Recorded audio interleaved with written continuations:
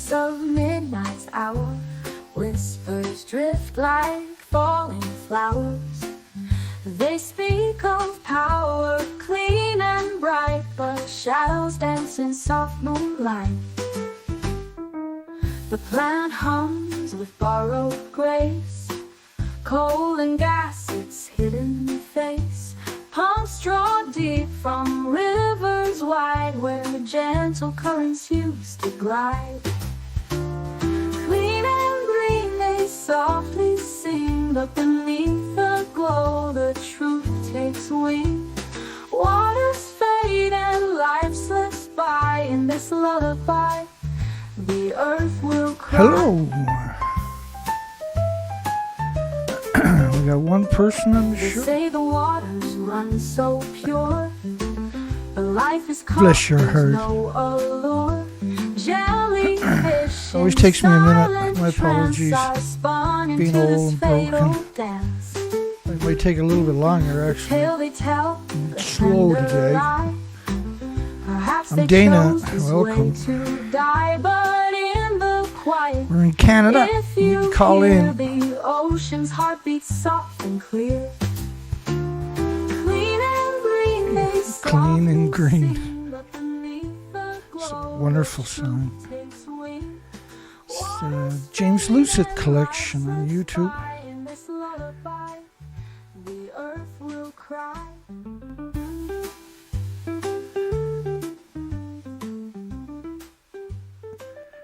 Alrighty, here we go. How about that Australia? Oh, they're on the eve, not eve, I guess, but almost on the eve of election. There's nothing too wicked for him to do to try to. The pro-nuclear is coming very strong. Let's put it that way. Hence the reason the poll looks the way it does tonight.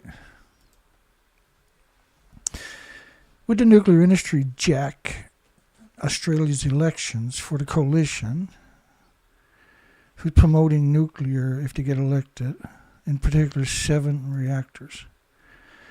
Now, we've covered endless headlines where a nuclear reactor is just announced and the price of uranium the next day, stock market goes crazy. So that's 7 times there. You can see that connotation, but they'll take it to the extremes, the pro-nuclear. I don't know how to describe them even after all these years.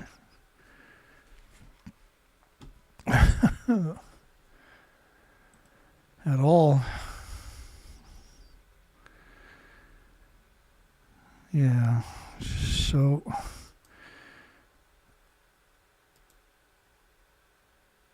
there's 2 of us. Clean and green. Such a great song, man. I was driving that multiple times tonight. Yeah, so here we go. My apologies, I'm a bit...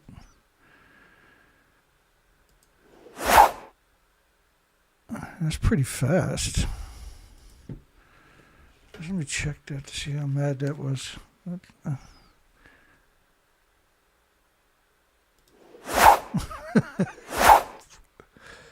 Make you friggin' dizzy. Let me fix that. Hard to get good help, man. I'll tell you that. That's a bit more respectable, isn't it? Wait a second, I'm the only guy who works here. That means it's my fault. Figures. Power outages intensifies the political struggle over nuclear power. It's like the power struggle.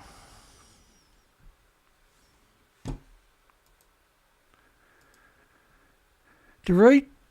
So they just had a big power outage in Spain, Italy, France. Tripped reactors too, right?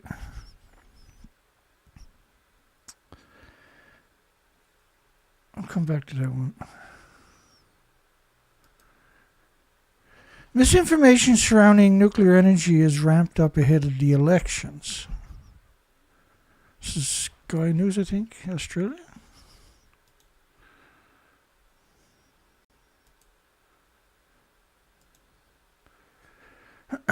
We'll get there.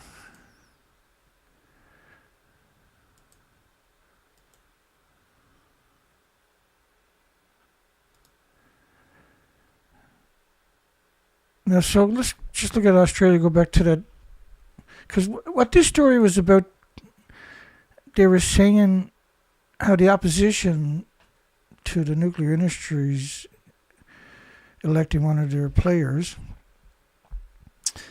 the opposition was saying nuclear for Australia was going to cost $600 million. And so the misinformation surrounding nuclear energy is ramped up ahead of elections. Stories showed up, many other stories. But if you go back and look at the original submarines, it wasn't $235 billion. Like a lot of the estimates after the original story broke about 6 nuclear submarines for Australia, was they were talking about over $300 billion because of infrastructures and everything else. And then because Australia doesn't have a nuclear industry per se, right? They have an experimental reactor, but they don't have a power reactor. That's illegal in Australia, right? It's actually constitutionally illegal. So for the coalition, if they're elected, have to change the constitution.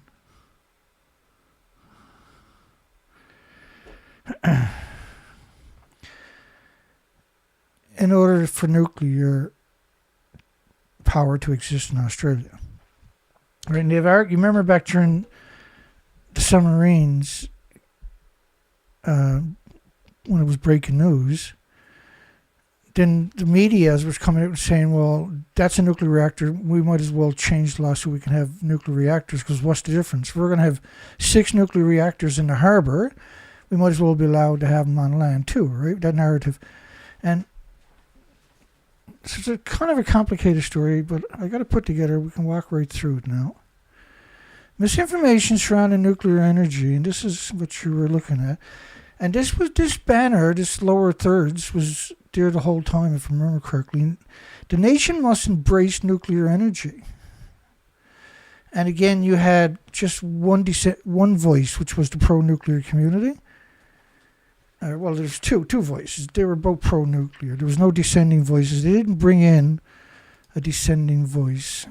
We've got a little clip we're going to play where he and she agrees that they claim the power outage in Spain was due to renewables, and the reason they couldn't bring the power back online was because it's renewables.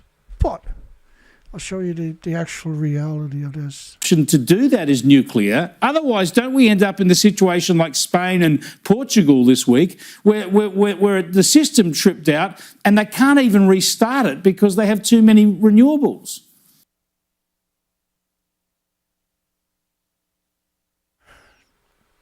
My apologies, sir. We can't restart it because we have too many renewables in Spain. That's a good one. No logic, right? I don't know if she was caught off guard or not. In one way, I felt when I originally watched, she agreed with it, but it looks like she was like, "Cool, yeah," kind of like personality. Okay, so today, the Prime Minister of Spain vehemently come out and denied those particular allegations. Those who support nuclear power are lying or showing their ignorance. Spain's Prime Minister Pedro Sanchez attacked the nuclear power and backs renewable after historical blackout. Backs renewable. And do you know what actually happened? They couldn't turn on. They couldn't restart the power because the nuclear industry was sucking all the power because it had reactors just went into cold shutdown. Or were trying to go into cold shutdown, rather, and risked a meltdown. Because it's very old technology, they were in really trouble. And then the fuel pools, you have to keep the water circulating. After an hour, it'll start melting down in the fuel pools. You'd have multiple reactor cores. Citizens should know that during the crisis, the nuclear power plants have been a problem because they were turned off by the outage and had been necessary to divert all the energy, not a large amount of energy they had accessible, but all of it basically to keep them from their core stable. They were in total panic. They were in a station blackout. Running reactors had no power because the reactors are dependent on external power. They're dependent on gas, oil, and coal. Typically coal because it's cheaper, right? Oh, I gotta stop doing that. A little boo-boo yesterday. Coming back. I'll be okay though in another couple of weeks, I would imagine. I'll at least be half okay. So that's pretty dishonest. To do that is nuclear. Otherwise, don't we end up in the situation like Spain and Portugal this week, where the system tripped out and they can't even restart it because they have too many renewables? So these are terrorists. They know the difference. They're playing a game in order for the elections to promote nuclear for the industry. They had to send the power to the nuclear plants, including in France and Spain. But here they are on national television, one of the biggest medias in Australia. She's just, what a disgusting person she was. Really, just a disgusting person. And then to have big lower third banner the whole time, the nation must embrace nuclear power. Well, how come you got power there now? You got no nuclear running your country, but you got lots of power. So you're saying without power, you what? Your country. Global nuclear, this is the industry trying, because like last year was 600, stop doing that, 660 gigawatts. It's equal to 700 plus large nuclear power plants came online in solar, not nuclear, but solar, with the animosity equivalent of 700 large nuclear reactors in renewables of just solar, not counting any other renewables or battery storage, which is a terrible idea because there's 20 different ways to store energy besides batteries, and every one of them are better than batteries. And we've seen the biggest battery storage site in the United States just melt down, and toxic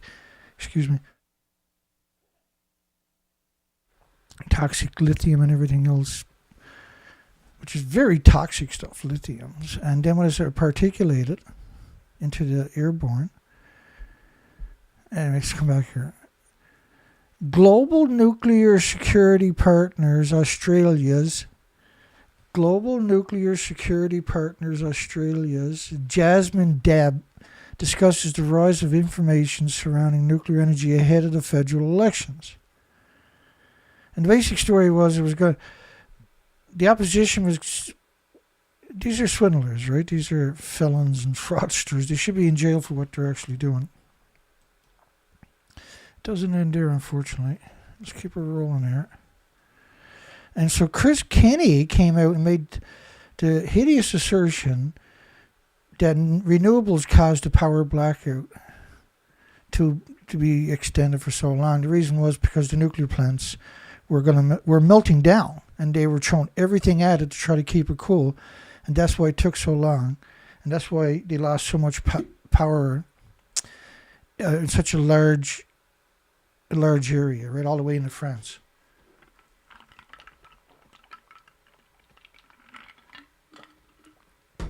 Oh, I'm dehydrated.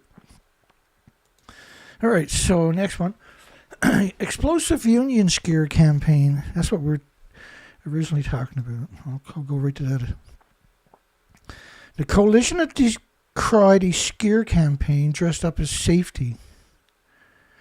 A scare campaign. This is really strange because everything that the people, the coalition, the opposition to the coalition was saying was 100% true. Backed up by 80 years of legacy. After health-focused unions, and not only that, but backed up by the legacy of Australia. From the the nuclear war that the British carried out there in Maralinga, Montebello, Edmondsfield, and everywhere else. And we'll actually cover some of that in studies here in a minute.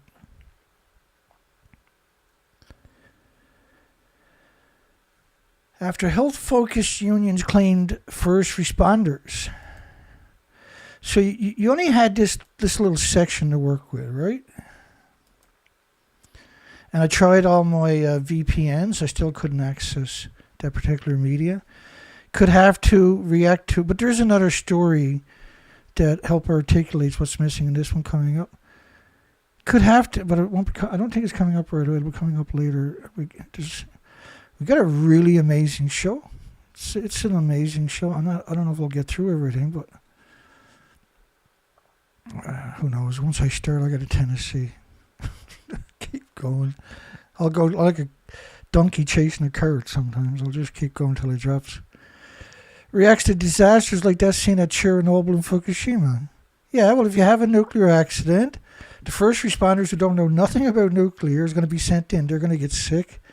They're going to bring the radioactive clothes home. Their wives and husbands are going to put it in the laundry, mix it with all the other clothes. Everything becomes radioactive. All the water, all the food. Okay. Let me come back to that first story that I ran past. The power outage intensifies political struggle over nuclear power. Talking about Spain. So Spain was going to close its two reactors, in 2027, one of them, and the other one in 2035. They're not particularly big reactors, but the People's Parties and the Vox took the most explicit stand and demanded the Spanish president, Pedro Sanchez, fully reverse the nuclear plant closure plan between 2027 and 2035, assuming despite the fact that neither the authorities nor the technicians have clarified the cause of Monday's incident, that renewable energy has something to do with the general blackout. Because they immediately came out and demonized that, because Australia depends on who wins, Australia could get 7 or more reactors, large reactors. And the nuclear industry, which has stagnated since the early 90s, which has the same gigawatts now as they did in the 90s. I mean, it was almost double the entire nuclear capacity worldwide over the last 80 years. In solar, came on last year, 660 gigawatts. We haven't even touched geothermal, and imagine how much geothermal you can do the entire country of Australia. We had done the mathematics, by the way, that the money they were going to put in, if they did do nuclear power, you can do 3.5 times the energy in the current exorbitant prices of geothermal. And you can do it right away. You don't have to wait till the sun is half burnt out. That renewable energy has something to do with the general blackout. But if after the blackout the Spanish government does not extend the useful life of the plant, it will be absolutely nonsense. He said policies have been imposed to destroy the nuclear power plants. Yeah, of course they have, because they're evil, disgusting, and parasitic, and they destroy everything, all the good bacteria, the good fungus. All right, so that's, you know what I mean. It was a bit convoluted, right?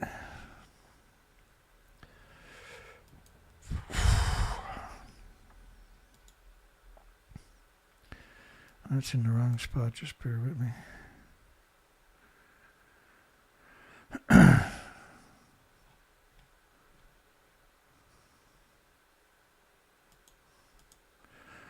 All right. So, because Australia apparently has a short memory, I'm going to bring up for a few minutes of these studies. Now, Australia produced a lot of studies after what the British had carried out a nuclear war. It's the same bombs, the same radioactive fallout. It just wasn't in anger. But that's a nuclear war. It's the animosity equivalent of a nuclear war in the radioactive fallout context. Uranium-236. Now, why would they do a study on that? Because they don't want to talk about 235. 239, 240 plutonium. There's a 250,000-year lifespan. And if you look at the studies of the animals, all the animals died of multiple tumors from plutonium exposures. typically skeleton tumors. A ratio from soil around. So what they were trying to do, they were doing studies about the nuclear events that took place in Australia by the British, who sailed all the way to Australia because they hated Australia. Australia was a slave nation as far as the British were concerned. And they wanted to go down and poison everybody in Australia. They just wanted to get rid of the slaves that they were supposed to perish, right? That was the idea of sending them to Australia, because a lot of them had family in Britain. And they didn't want to just outright kill them. So they said, well, we'll banish them to a place where they can't survive. And so that contempt was the reason that Australia was targeted for the dirty bombs. There was over 700 dirty bombs exploded, by the way. And we got them in the studies actually coming up here in a moment. If we shut up and get to it. So it's not just going to be uranium, plutonium in the soil. It's going to be 1,000 different isotopes. Our present is surface oil as a result of global fallout. So what I discovered, because we've covered this many times over the years, was that the Australian academic community, which was promoting nuclear, were downplaying the effects of what the British done, and this was also funded by the British, in order to promote nuclear there. So they were trying to blame the radioactive fallout instead of, like they blew up nuclear weapons in their own country, and they're trying to say that disappeared, somehow magically turned to fairy dust, and the stuff they found was global weapons fallout. There was a lot of studies that were produced to make it so that politicians had plausible deniability when they made certain policies. In Australian context, the global fallout is not the only source. Let me get my Geiger counter out of the way for you. Of these isotopes, as part of his weapons development program, but there was a lot of studies didn't acknowledge that, right? Carried out as part of his weapons development program in the United Kingdom, they went to Australia. They used to wait, like when they were doing it on the islands off the coastline, they waited for the winds, and they had something like 36 planes up there testing the wind. They would wait for the wind to blow across Australia, the major cities, before they would set off the nuclear bombs. I am not kidding you, by the way. The United Kingdom carried out a series of atmospheric surface nuclear weapons tests in Maralinga, South Australia, 1956-57. And Montebello, of course, and Edmondsfield, and many other places. The tests have made a significant contribution to the plutonium isotopic abundance present in the region around Maralinga out to a distance of 1,000 kilometers. So significant fallout from 1,000 kilometers away from detonation. In that study, they acknowledge it. And this is important because the problem with radiation fallout, the isotopes are 2 billion times more toxic than industrial poison. And they're in your bodies, and insects and birds and mammals and animals and everything else, and they explode in every direction. And what that means is it's destroying chromosomes and cells and DNA every second. And so your body tries to repair all that damage and attack that source, which a second later is going to explode, almost at the speed of light. So you have nothing in your body. There's no species on the planet, let alone in your body, that has an autoimmune trigger to defend against anthropogenic man-made radiation. It's not created by the solar system, so your body doesn't recognize it. And this is why we call it man-made. I know it sounds complicated, but it's not. When you take it into context, as I'm explaining it, then you can extrapolate on your own. You don't need, and you shouldn't trust anything in the industry. There's some good people out there, but if you don't really understand the nuances, the minutiae, the details of the details, which is very difficult to aggregate and confirm. Implications on 239 plutonium used as a soil tracer. 239 plutonium followed across the continental Australia. Time-resolved records of uranium, plutonium isotopes from a coral growing during the nuclear testing program in Niuata Atoll, Marshall Islands. Why was that there? I can't remember. Well, that was an Australian study, Australian National University. So they're aware is what I'm trying to articulate here. But I only got a few more of these to get through, and then we're on to our next story. But we've still got more stories on this coming up later in the show. Measurements of fallout radionuclides and 239-240 plutonium, cesium in soil and creek sediment, Sydney-based Australia.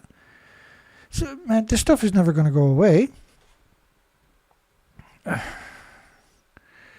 And just to make, because there is one facet of the story that I should grab. Just over 300 counts per minute. Oh my goodness.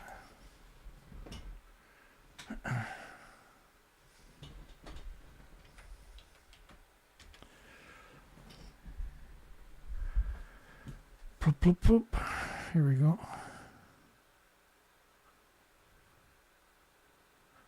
Maybe.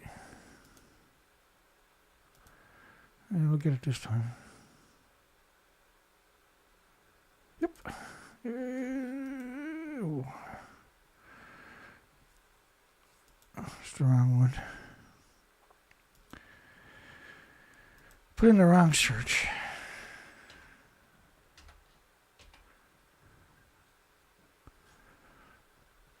It's okay. And here we go.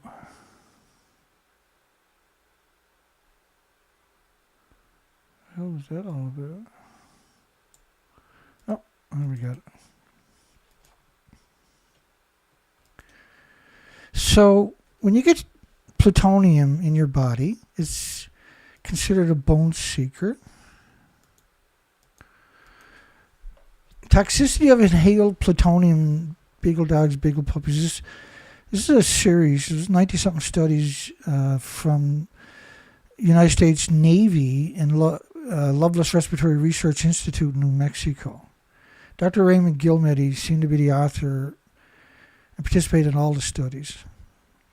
So 144 beagle dogs were, and that, because the beagle dogs are not going to bite you, basically. So the scientists, and they got big noses. So scientists just, they love killing those animals for some reason. Death from the radiation occurred from 1.5 to 5.4 years. So they were allowed to live out.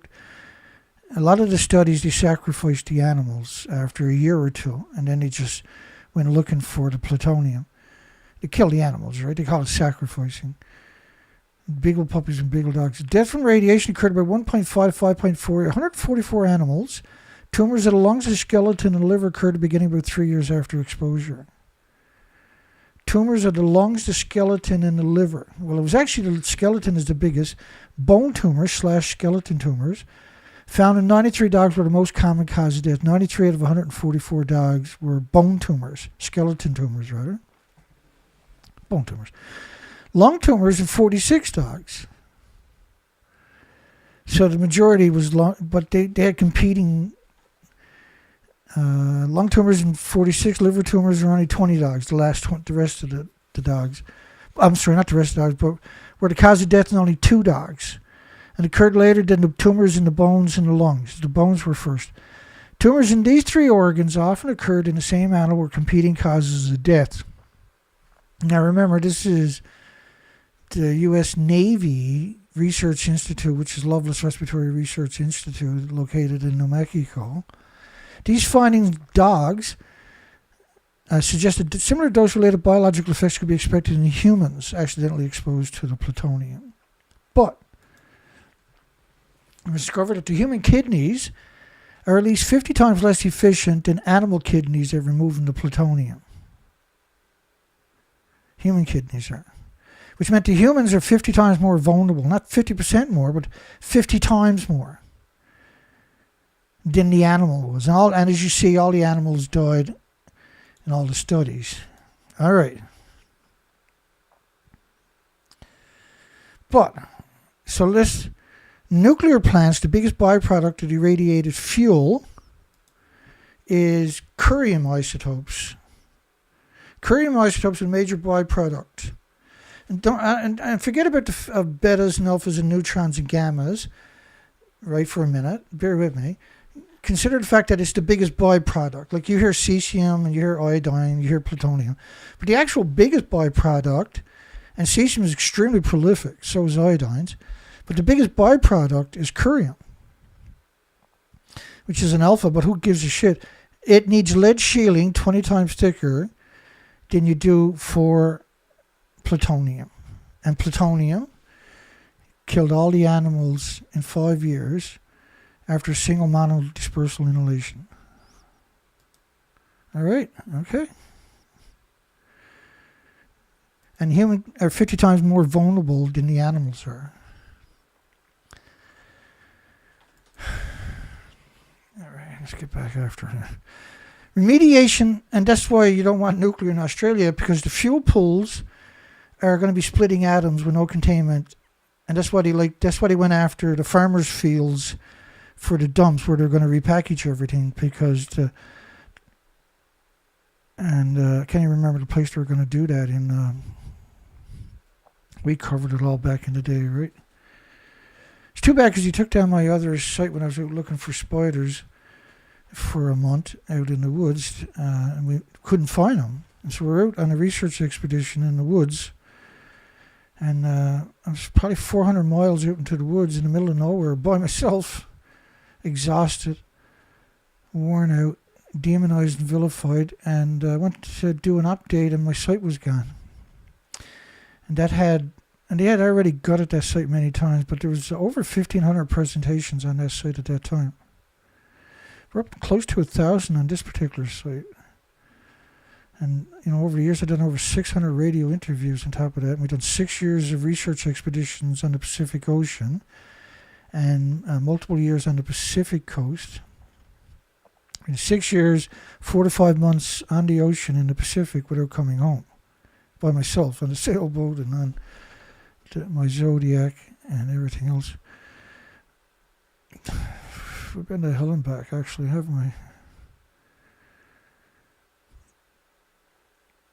Today I'm feeling it everywhere. Everything friggin' hurts.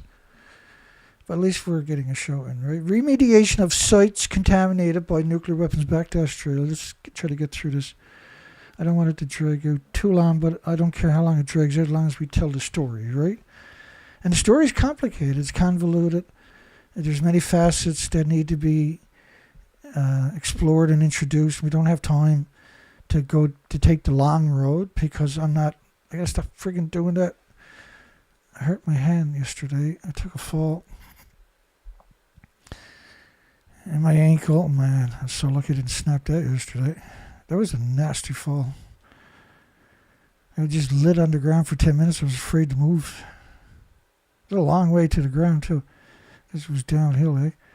Plutonium, uranium contaminated in the soil from former nuclear weapons test sites in Australia. Plutonium, uranium contamination.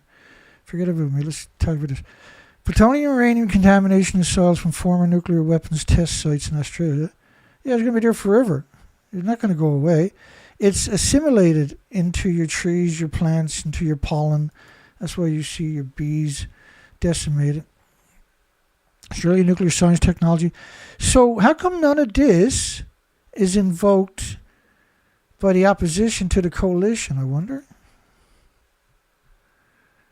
Because that's the best way to beat up the coalition is show the documentation. So they say very low plutonium radiation ratio was measured at both sites, substantially below global fallout average. Well, if it's below, why is it below global fallout average? What are you talking about? How can you get... So Australia never got nothing? Not even from its own bombs that the British blew up there is what you're saying. Right? It's just... The academic community is completely, substantially, not just below, but substantially below. These people are just terrible people that do these studies, and it's an endless. Like if you go, and we haven't done the anniversary this year for Chernobyl. That's coming up next week, and apologize for the delay, but we'll do a great job on it. We'll do multiple videos too. If you go look at my last couple, or even go back to my archive on this site, there was 2 anniversaries where we covered almost 900 studies. It didn't cover them basically, just a ticker, right? But what I was trying to demonstrate to everybody, I just keep hurting myself, don't I? What I was trying to demonstrate with 900 studies in the 2 presentations on Chernobyl was that after a nuclear event, everything is contaminated, and the studies were the proof of it. They studied everything. And one of the first studies that really blew my mind was a lot of pharmaceuticals are made from farmers' fields. The product they grow the pharmaceuticals in farmers' fields, and so they had radioactive crops that they were making pharmaceuticals out of. And just a single atom in your body will eventually build a tumor around it. Right. The cancer epidemic started after the nuclear weapons open atmospheric testing / nuclear war, because it's the same radioactive fallout. Calling it testing, like the Soviet Union's biggest bomb, the taser bomb, whatever you want to call it, was 3,800 plutonium bombs, Nagasaki bombs. 3,800. So if there's 2 countries exchange 1,900 nuclear weapons in one spot, do we call that a war? Of course we do. Even if it's far away from cities, we're still going to call that a war, right? Does it have to be in a city to call it a war? Because there's no dissenting voices when it comes to nuclear. The dissenting voices are random. There's about 5 of us out there that are honest, and none of them got any traction. Particularly me. I got a bit more traction than a couple of people, I guess. But my shows could be 2 hours long, so if I didn't do live shows, I have no views at all.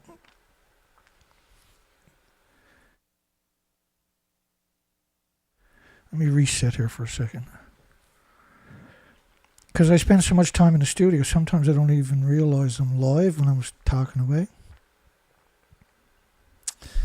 And my Geiger counter's live, by the way. Normally that would be an evacuation zone, but now we call it home. Around an Australian nuclear weapons site. How interesting. The only thing they're looking for is plutonium and uranium-236. You see that a lot, right? Local fallout being deposited up to several thousand kilometers downwind of the test site. Yeah, of course. Everything is contaminated. It's a big plume. Nuclear meltdown is different because it never stops producing the plume. It's not like a nuclear weapon that's in a billionth of a second, right? Whatever the inventory is that's it. With nuclear meltdown, it's cannibalizing everything at 9,000 degree Fahrenheit temperatures and atomizing and aerosoling and ionizing and radiating it, and that's released in fine particulates into the plume. Did you know that radioactive plumes are the only plumes that covers the entire planet? Like anthropogenic pollution, will add to the indexes in different countries, to their pollutions from different countries. And, to like the Pacific corridors and stuff like that. But you don't get first off, carbon from gas, oil, and coal. You can't have anything without carbon. So carbon is natural. No carbon, we look like the moon. So carbon's good because more trees and flowers and plants and animals and puppies and everything else.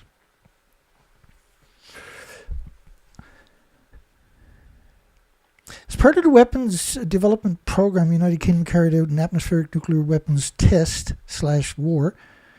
As a war, why did you go to Australia, though? Because you didn't want to contaminate all of the United Kingdom anymore, right? That's why you went to the Christmas Island in the United States. Over the period of 52 to 1957, the majority of these 7 nuclear tests. Now, there was 700 dirty bombs. I think we'll get to in a minute here quickly.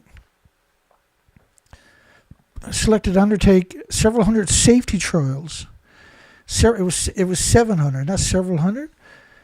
That involved the burning and explosive dispersal of plutonium, uranium, and other radionuclides. It's nasty ones. So they took high-level nuclear waste, wrapped it 700 times. They done this. Wrapped it in conventional explosives / dirty bombs. The only dirty bombs we've ever seen on this planet were created by governments that were used in weapons. But what British done was absurd. And the numbers we're talking about, I'm going to show you numbers in a minute, and then we'll move on to the next story. This is something like the poundage per test. So it was 700 safety trials, not several hundred, that involved the burning and explosive dispersals of plutonium, uranium, and plutonium, americium, plutonium, strontium, cesium, everything else.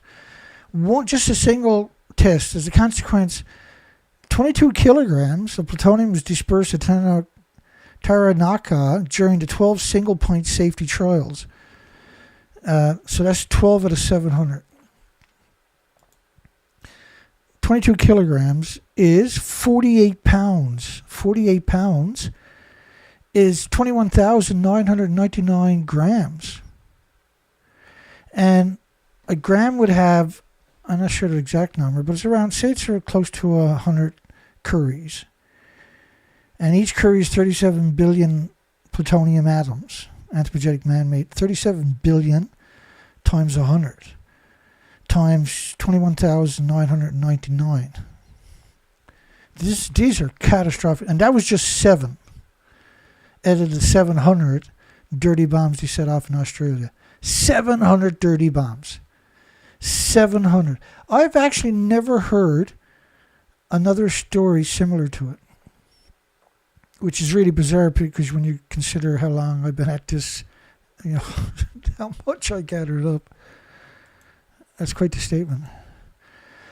Australia government defends the position on nuclear test veterans, where the veterans have to prove that the radiation poisoned them. They got to prove that radiation can poison somebody. And the industry has produced all kinds of studies that they can just pull out of the rabbit's hat and say, well, it says it's not true. So you're not getting nothing, and your family's not getting nothing. You can get sick and die. It didn't happen because of nuclear. And we see this symmetrical, that every administration since has played the same dishonest and disingenuous and deceptive and deceitful.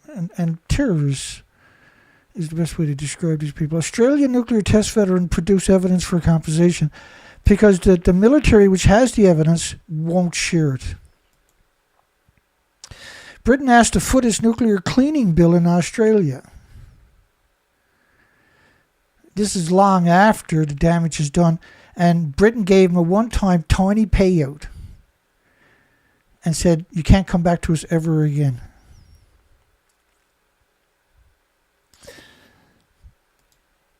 It's unbelievably disingenuous and dishonest. It's unbelievable. And I thought there's 2 more parts to that. Let me see. Okay, I haven't got it at my fingertips. Let's keep going. So it took 42 minutes to run through the Australia. I still got Australia stuff coming up. But I just wanted to lay out and with the poll, why the poll is the way it is tonight. Would nuclear industry jack the Australia elections for the coalition to get 7 nuclear reactors in the pipe? Well, clearly they would. And the evidence I showed you was this legacy, perpetual, unbelievable, and probably the most informed, that's the most informed you'll ever get about Australia presentation. Because I can't find a presentation out there that articulates what I showed you tonight. There's no media, there's no anti-nuclear, there's no Greenpeace, your enemy when it comes to nuclear. Greenpeace is your ultimate. And if you go back and watch my last video, what Sean Burney, the expert for the nuclear industry, or for Greenpeace, had said, man.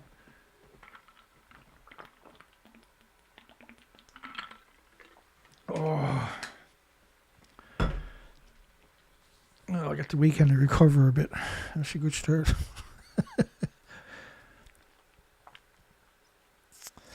How striking Iran could sabotage. Now, Iran just walked away, or was driven away from the table, because Trump says anybody that takes anything from Iran is going to be sanctioned. Anybody on the planet. And China, of course, takes an absurd amount of oil. The most oil, if I remember correctly. We got it coming up. And here we go. How striking Iran could sabotage Trump's nuclear negotiations. Israel has not ruled out a limited strike. Now, it clearly looks like Israel, not looks like, but if you look at the drone footage of what happened in Iran, that explosion,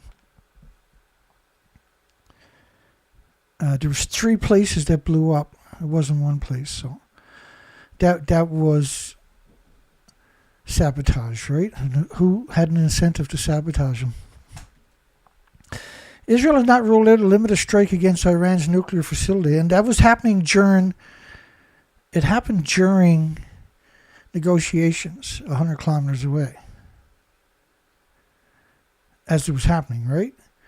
And so that was a threat, right? And it's significant damage, 70 dead, 1,000 serious injuries. There's thousands of cars flattened in parking lots. And there was just billions of dollars worth of material in 45-foot containers destroyed. Israel planned to attack Iranian's nuclear facility, which means meltdowns. And they've attacked nuclear facilities twice before, right? But they're going to attack active ones. How is that? And how do you think for 1 second Iran's not going to attack their nuclear sites within 30 minutes?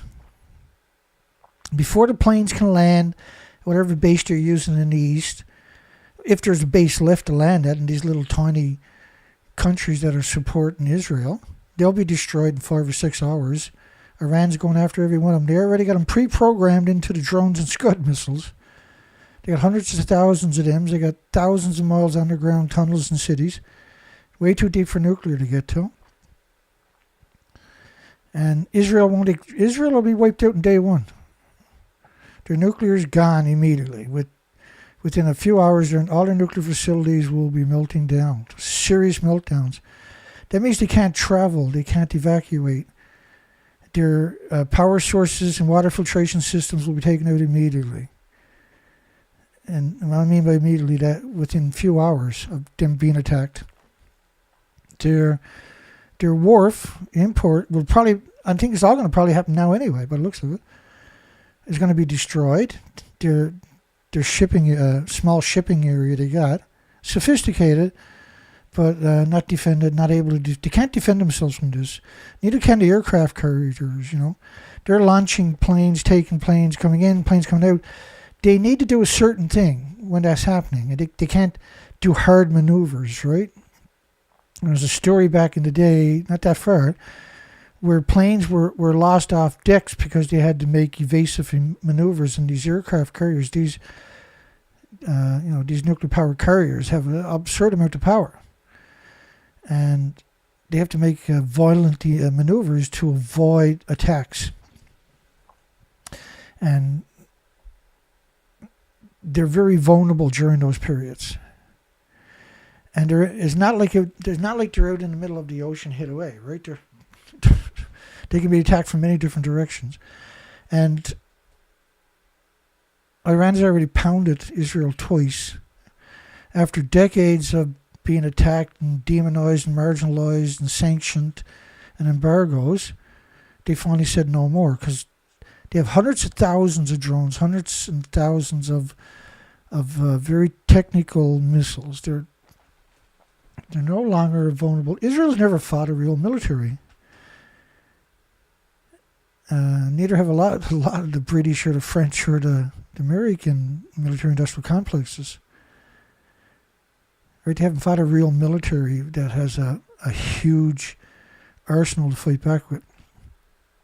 And Iran's got China and Russia in each of their back pockets.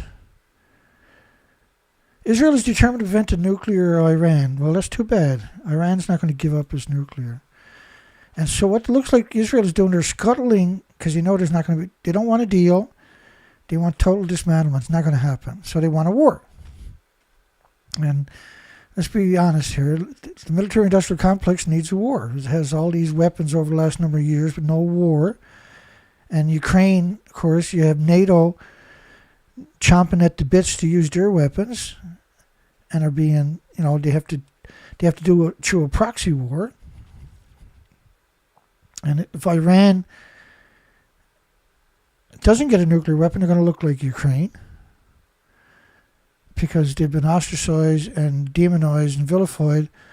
So this little bizarre idiot machine known as Israel, the Zionist, can pretend that the Zionist military-industrial complex has never fought a real war. They can't fight Iran.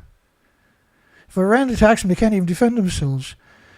The weapons, the so-called Iron Wall, is just for the Katyusha missiles from Hamas, which was created by Israel in the first friggin' place.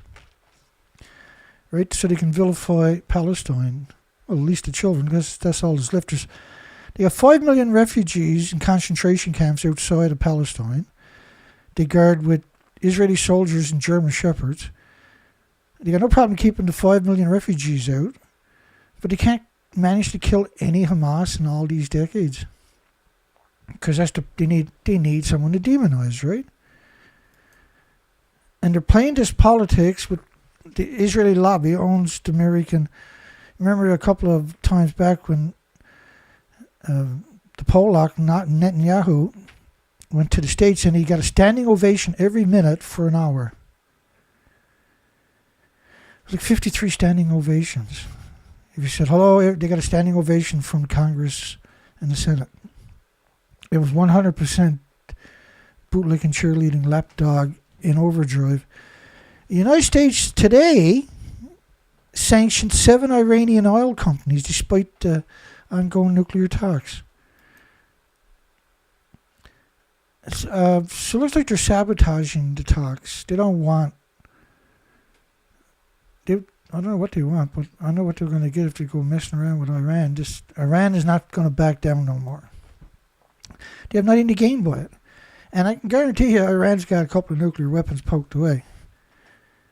Seeks to avoid an Israeli strike on Iranian nuclear sites.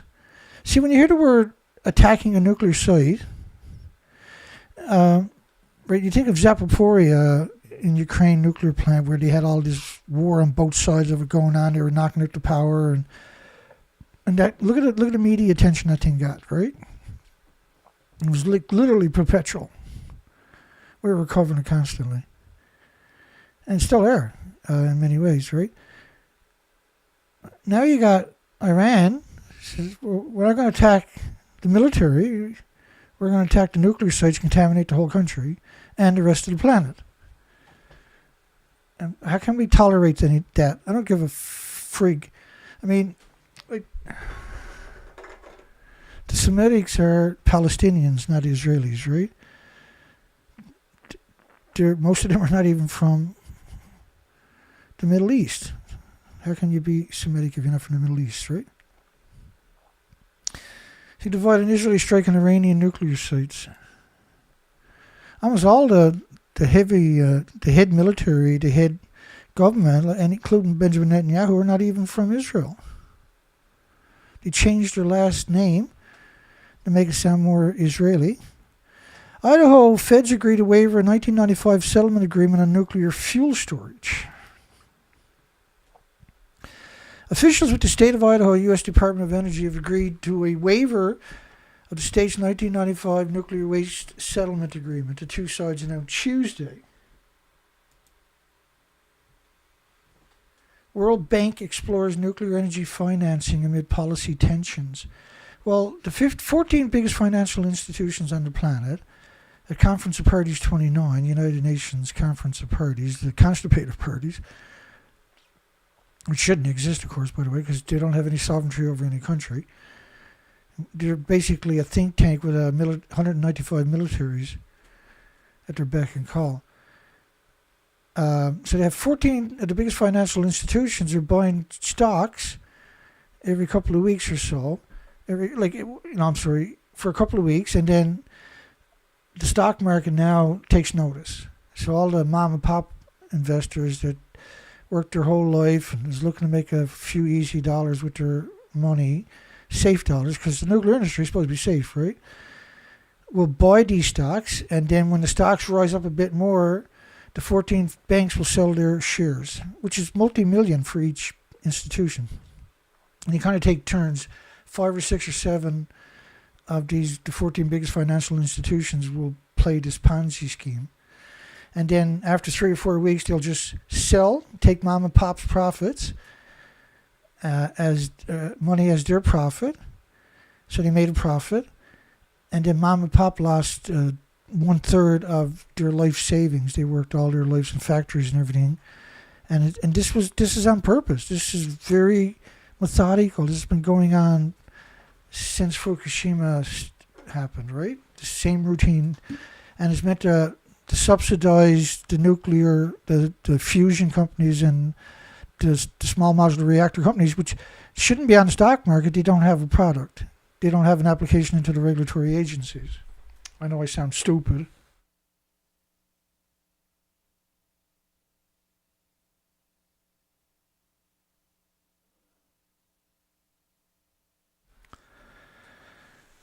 All right, here we keep her going here.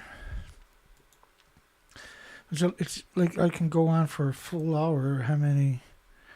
Look at that creature right there, man.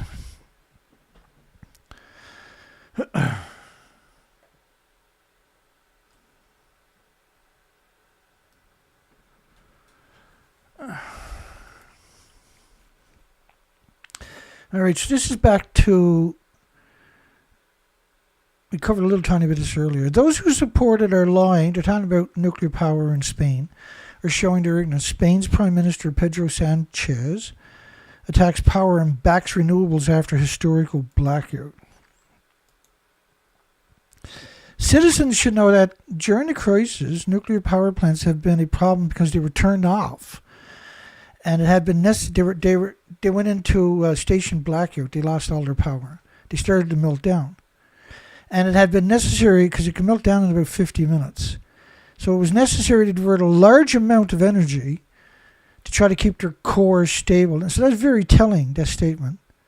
They were melting down. And they might have sustained damage by the sounds of it.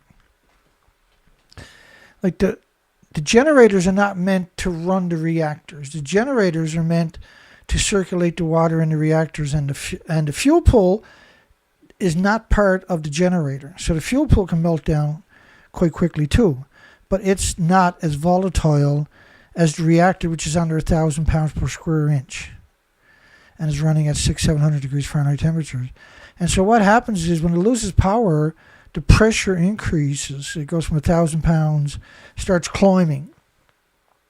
And the more it climbs, the more systems now become inoperable.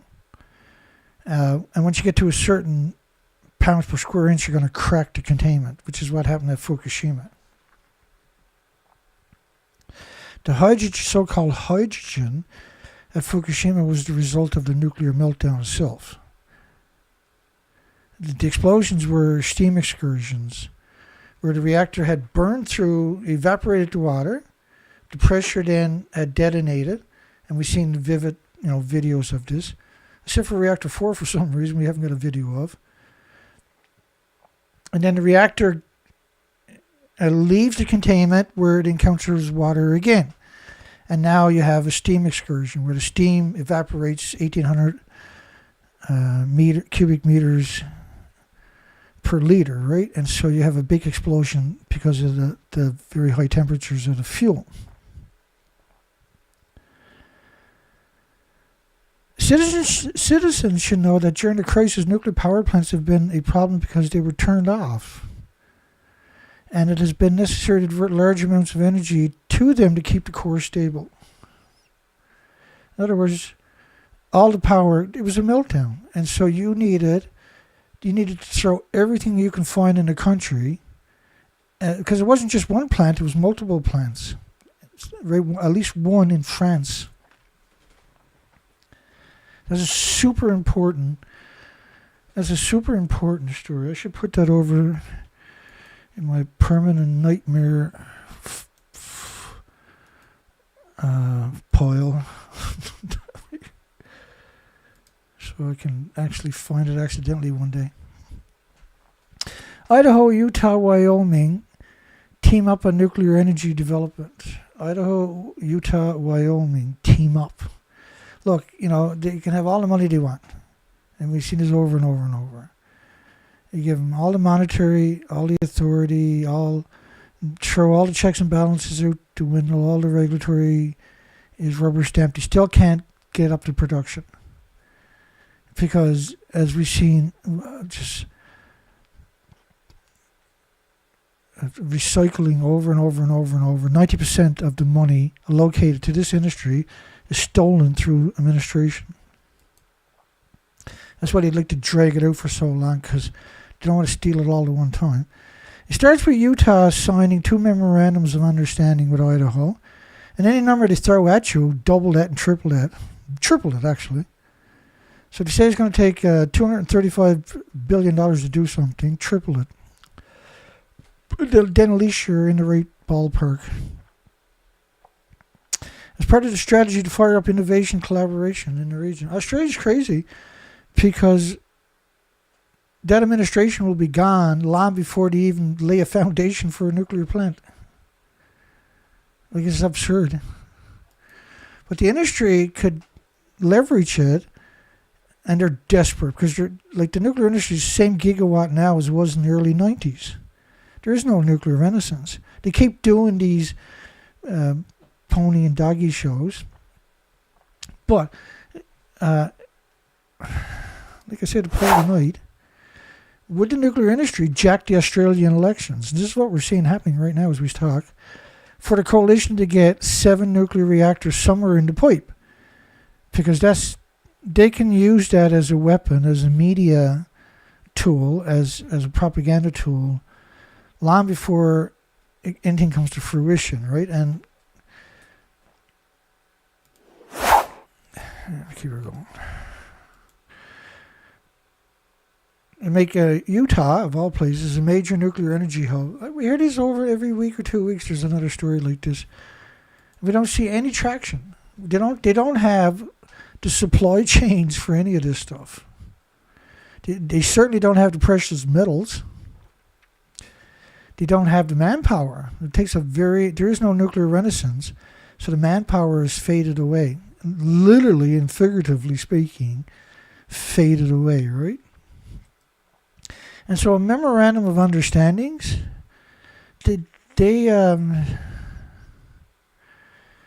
memorandums of understandings don't,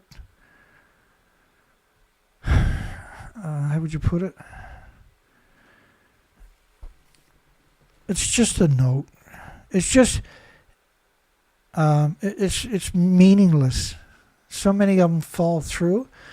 It's only a fraction that might actually come to fruition, but not in the nuclear industry. None of that applies to the nuclear industry. Solar storm warning over risk of nuclear disasters worse than Chernobyl. Right, a proper solar storm, currently we don't have an infrastructure that can sustain it. So we could have, whatever it is, current reactors, 400 reactors melting down at the one time. And every fuel pool melting down too. By day 3, you wouldn't be able to breathe the air on the entire planet. It's the end of the planet. If a solar storm hits in our current configuration, where everything is exposed to the environment, dependent upon the grid. The monster power outage in Spain and Portugal saw nuclear plants automatically stopped.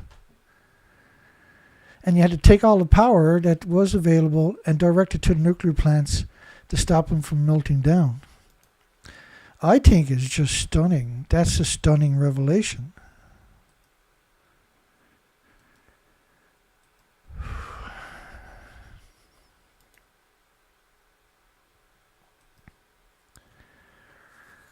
The Chernobyl disaster is the worst nuclear accident in history. Like, what are you talking about, man?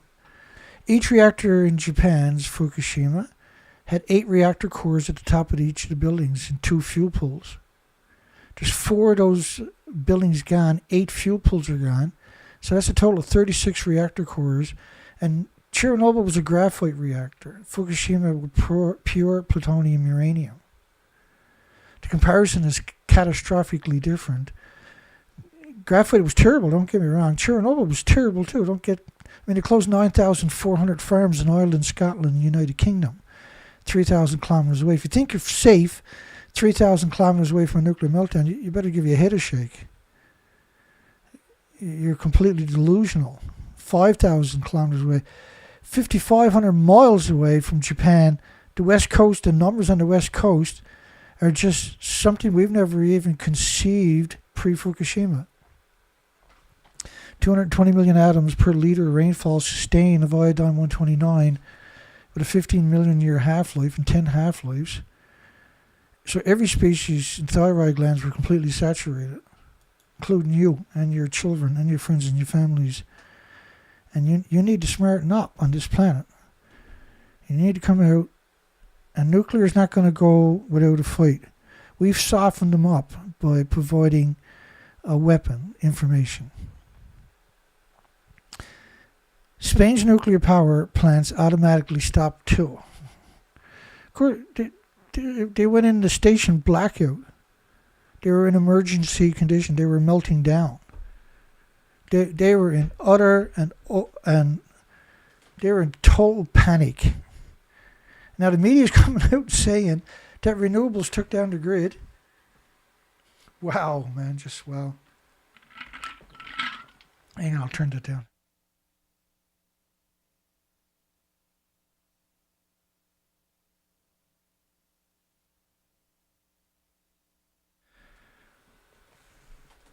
I'm a bit of a noisy one, I noticed. I listened to myself coming back. The microphone is very sensitive. I got a tendency to get up and do the microphone. I'm probably okay back here. And back here, you're not getting me. You're not getting my. I can't put any weight on my left ankle. I can put weight on it, but not in this position. I can't push myself back. See, I can't push myself back with my left hand, left arm. Tough day today, man. Holy smoke. At least I can sit there and still put a show together. I need a vacation first. I need to take care of myself is what I got to start to do. I got no choice but to start taking care of myself. That's what I started doing today. Is start you take care of yourself, Dan. Get yourself back to half speed anyway. Because I smurfed up big time yesterday. Spain's nuclear power plant automatically stopped too.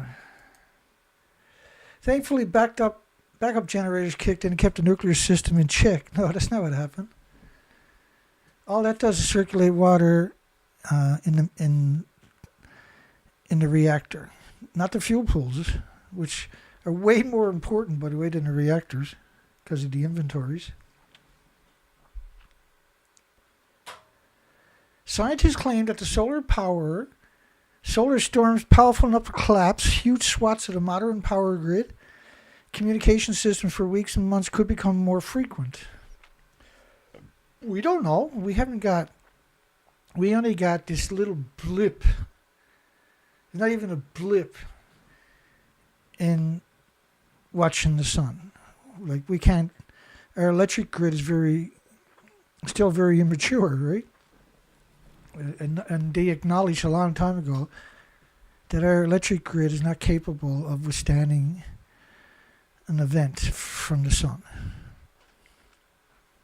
We don't know jack shit about the sun in the context of the legacy of this, how long the sun has been up there doing this thing.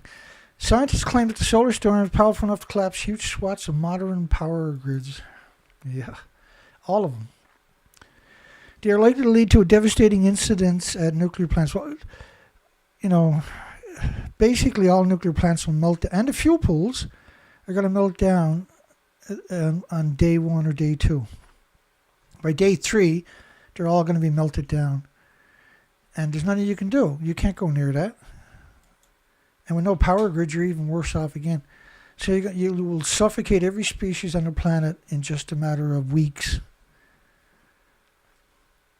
That's why they want the small modular reactors for their dome bases, deep underground bases, to power them for many legacies, generations, because it won't be fit to come up here.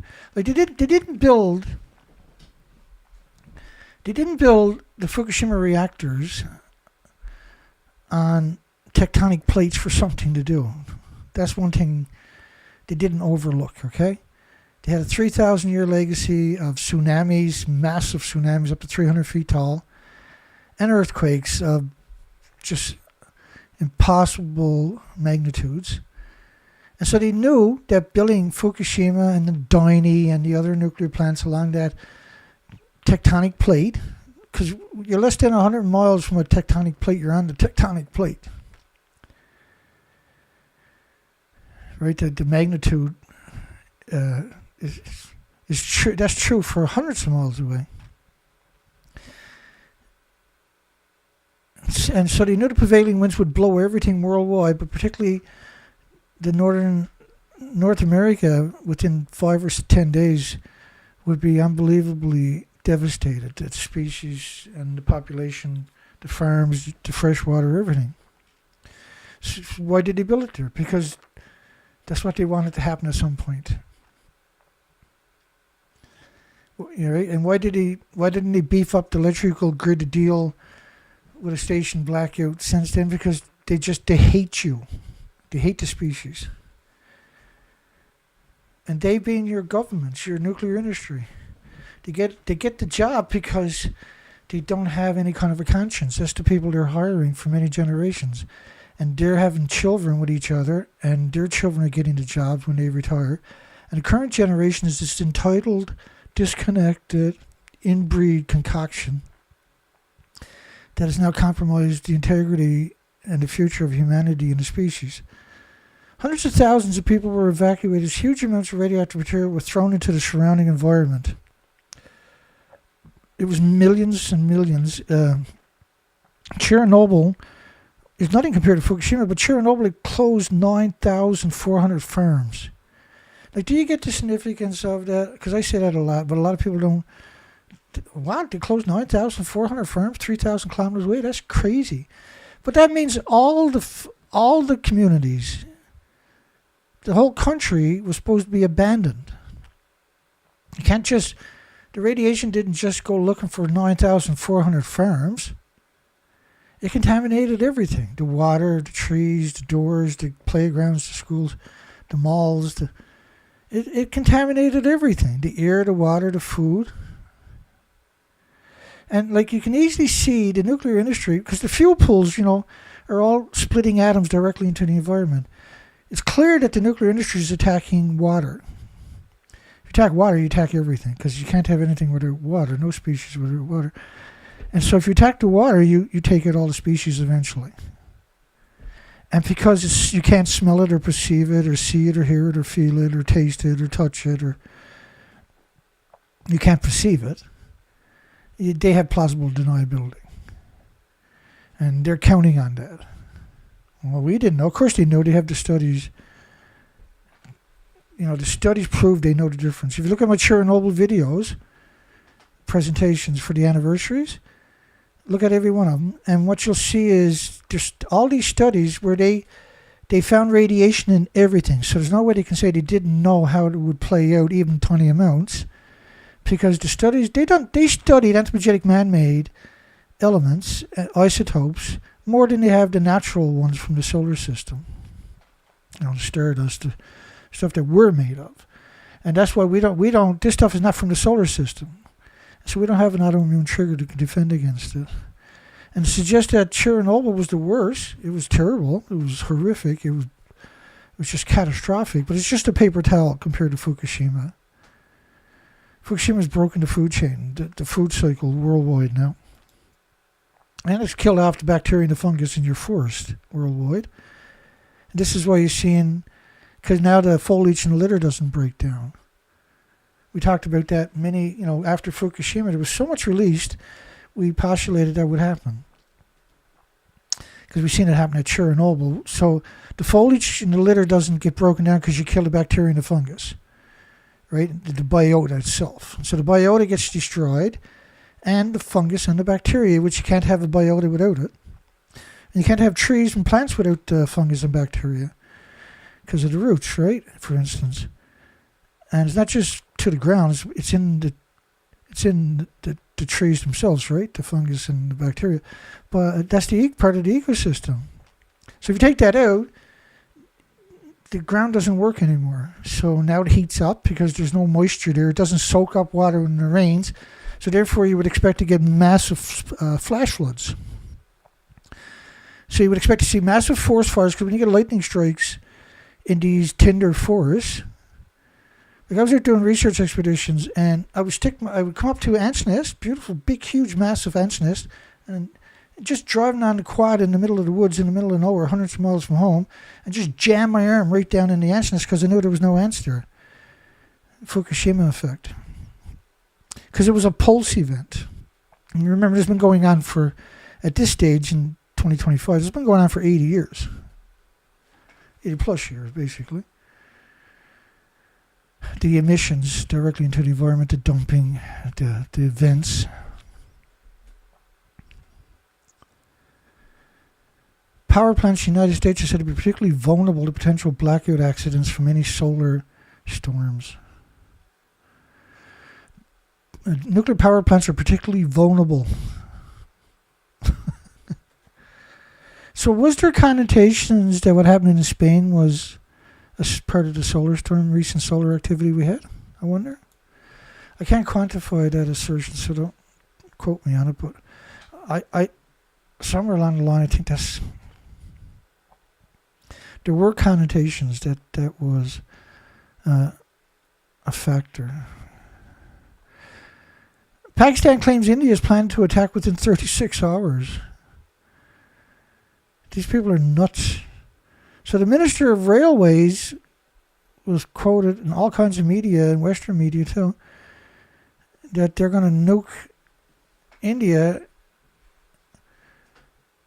if they interfere with their water source coming to the country. Like if you got water that's going through India and then coming into Pakistan, I don't know if I want that water. It's true. It's a bad. You're not just between a rock and a hard place. You're in hell. 36 hours. So that was this evening's headline. Came out hours after Indian media reported Prime Minister Modi had given the country's armed forces, I thought the Prime Minister, President of the country, was supposed to hold that set of cards. Complete operational freedom to decide on the mode, targets, and timing of our response to the terror attacks. So he says he's telling the military to put together a strike option now.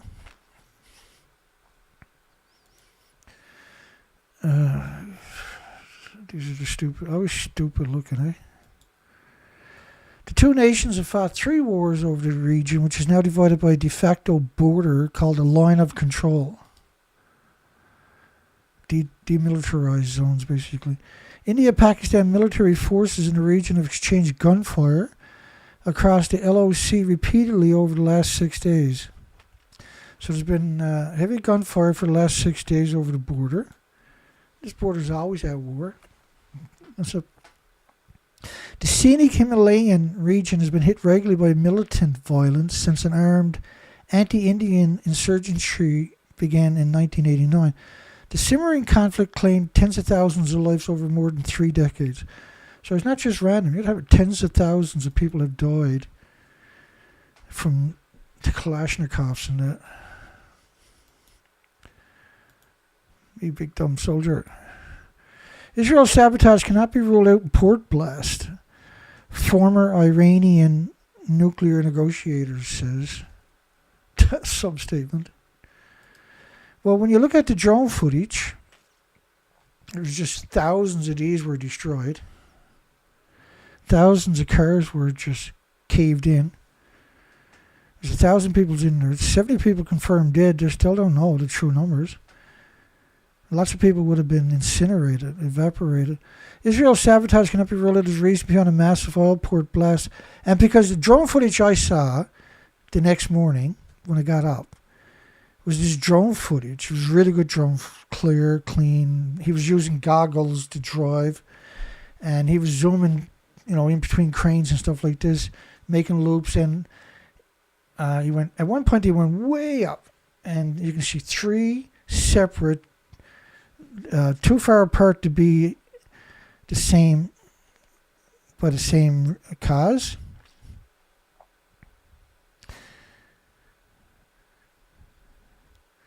And then, the original. If you go look up the original footage, there's actual original footage of the start of it, and what you see is this. It was very emblematic of an incendiary device going off. You know how an incendiary device works, like the. Oh my God, I can't even remember the name of that stuff now. But anyway, it'll start off very intense, bright, like a small section, right? And this incendiary device will start. It burns at such a high temperature, it expands out. It incinerates everything around it. But it takes like 20 minutes or something before it really becomes crazy. 20 seconds, rather, before it really becomes crazy. And that was exactly what I was looking at in that original footage. There has to be a catalyst to cause that to happen. That's what I'm saying. It has to be like a fuse going off in many ways, right? But there was 3 separate spots, and none of them were connected, quite a long ways from each other. So my take on that is that was the message, that this was done by dirty actors, right? Israel's sabotage cannot be ruled out. On the day of the third round indirect nuclear talks were taking place in Oman, a former Iranian top nuclear negotiator killed at least 70 people and injured 1,000 others. Took place while Iranian and U.S. technical experts were meeting. One of these people there don't know jack shit about it. He was appointed by Trump because Trump likes him. Less than 100 kilometers away from the southern Raji port. He wasn't Jewish, he was Zionist. He might have been a Zionist, rather, but he wasn't Jewish. Saturday's explosion was so powerful it was felt and heard about 50 kilometers away. And the meeting was 100 kilometers away. Yeah, 100 kilometers away. Iran's foreign minister said ballistic missiles have not and will not be part of the discussion. Which means there's a war coming. It's going to be a one-sided war because Iran is going to win it, as far as I can tell. I'm not saying they're going to get off scotch-free. I'm going to turn the audio 1 second.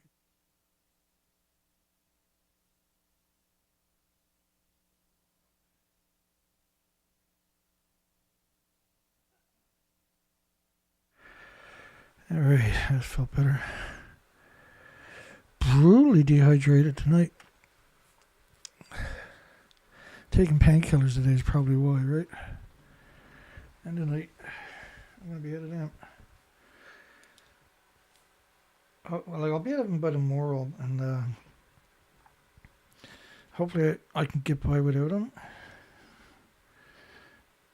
But everything hurt today when I woke up. I was like, wow.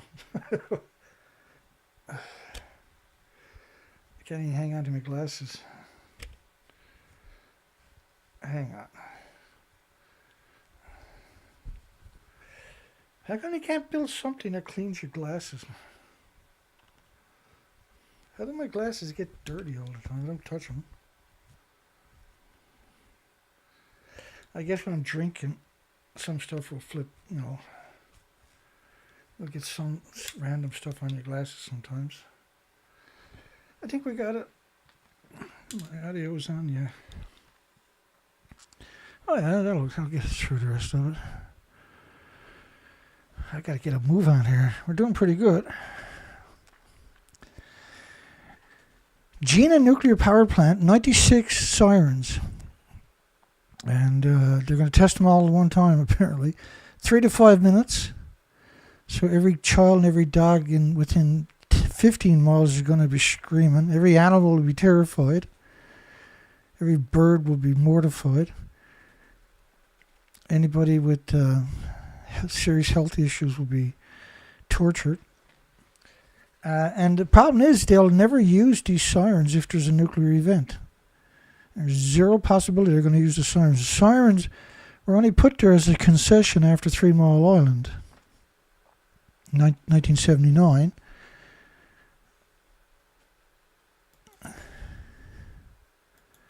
We done 3 Mile Island anniversary this year. Yeah, didn't we? March 26th, wasn't it? I think. I know what you're saying. Well, Dan, you're the nuclear guy. Yeah, but do you got any idea the scope of this nuclear industry? It's unbelievable. It's one I can even remember the words 3 Mile Island because there's so much going on. In the event of an actual emergency, the sirens are intended to prompt residents to tune in. They'll tell you to shelter in place. Don't you listen to them people. Get out of there. Take your pet with you. Get out of there. Take your papers for your real estate and your equipment with you. Because you're not going back. Don't go back. This industry, by the way, is always hemorrhaging radiation from the fuel pools. That's why they're all surrounded by farms, except for a few of them. But the majority of them are all surrounded by farms, as far as you can see. So they can poison you at the supermarkets constantly with high-level radioactive fallout, because the fuel pools are still splitting atoms for millions of homes. It's just unbelievable that this is still happening. It's unbelievable that there's nobody else out there trying to have a conversation. It's just inconceivable.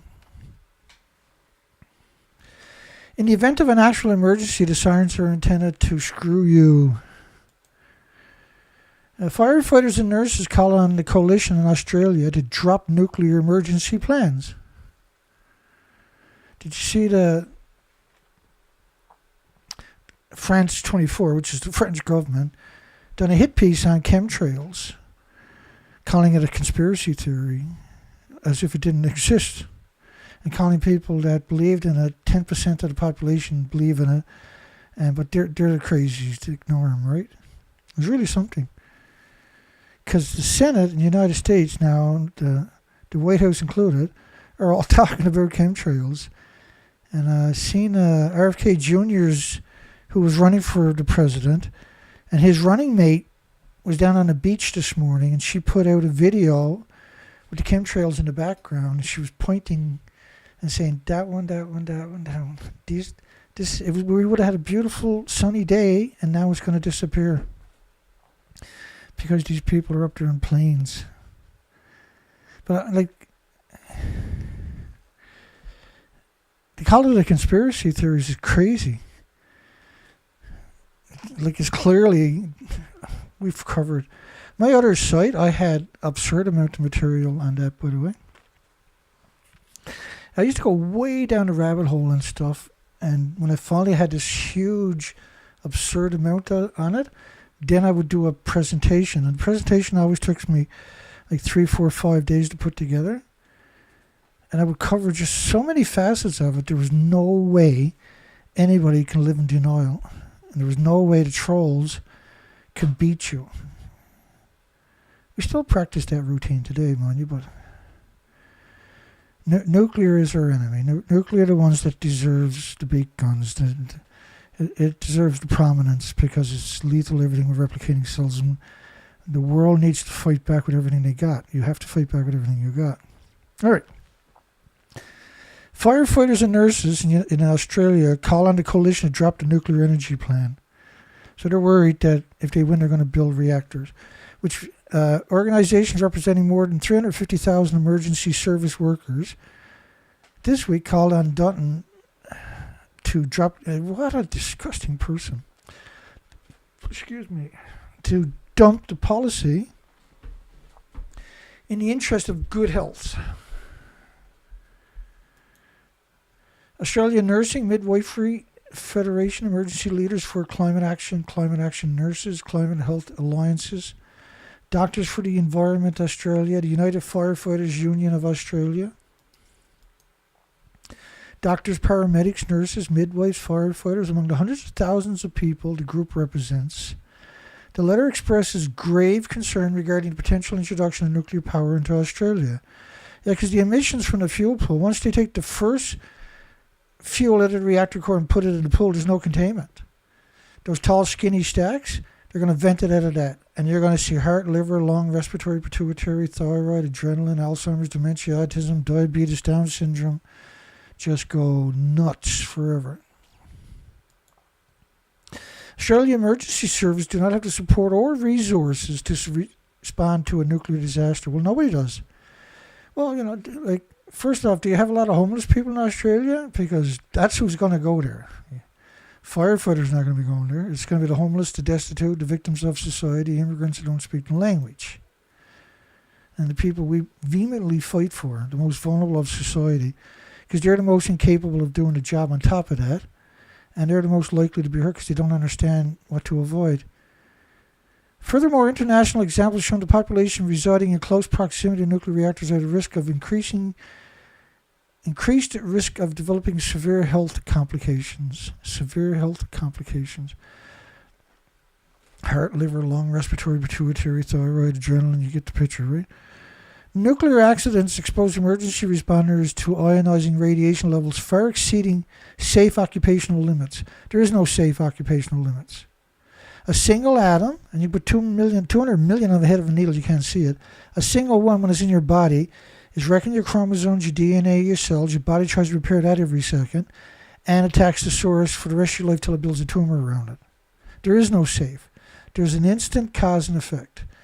And the fuel pools will just destroy your entire country, which is already compromised through the British dirty bombs and nuclear weapons they set off.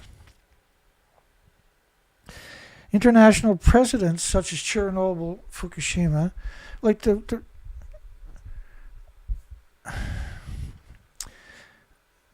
biggest threat is your fuel pools. They're always splitting atoms directly into your environment. That should be dealt with like emergency style. Devastating health impact on first responders, including acute radiation sickness and long-term cancer risk. It's not just cancer. Cancer is typically latent. So you're going to see a massive increases in heart problems, liver problems, lung problems, skeleton tumors. Like the first studies after nuclear releases from a vent, there's always releases, you can't contain it because of the fuel pools. But when you have an actual event, there's a lot of money available to go out and look into immediately autism and Down syndrome. Because you know that's going to manifest. And so they're going to look on where does it manifest. And then they're going to look in those areas for all kinds of other diseases and illnesses and autoimmune deficiencies and injuries.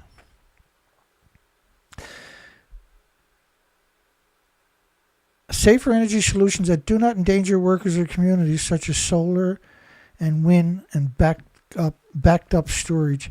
Well, the best storage is there's two that I really like. There's also like volcanic rock can store 700 degree Fahrenheit temperatures for many, many weeks. Sand, when you can heat sand up to 700 degrees Fahrenheit, it'll store it for months. We have a lot of sand on the planet, you know. But the two main storage solutions that I think that anybody can implement in a community country is compressed air storage. And you can buy the giant windmills, for instance, and they run compressors. They have the whole thing is a big compressor, and so you dig mine shafts, and you take old mine shafts, and you compress in 120 pounds per square inch into them, and then the heat from that, you save the heat into sand or volcanic rock or other solutions, like, and then you use that heat to unpack the compressed air, right? And those companies that are doing that technique are running at 65-70% efficiency or something. I mean, this early stages, but the money's never located. It's very difficult for them to get their hands on any money to have a proof of concept, right? And you can do this in your own garden. You can go out and buy a bunch of Cascade tanks, like big welding tanks, and you can put new valves, the 5,500 PSI valves on it. That's what we used to use for diving. And you can compress your air into them at 5,500 pounds instead of 120 pounds per square inch. So if you put like 50 of them in your garden, you dig a hole in your garden, right, and cement it, and you put all your tanks down there, and your compressors on both sides.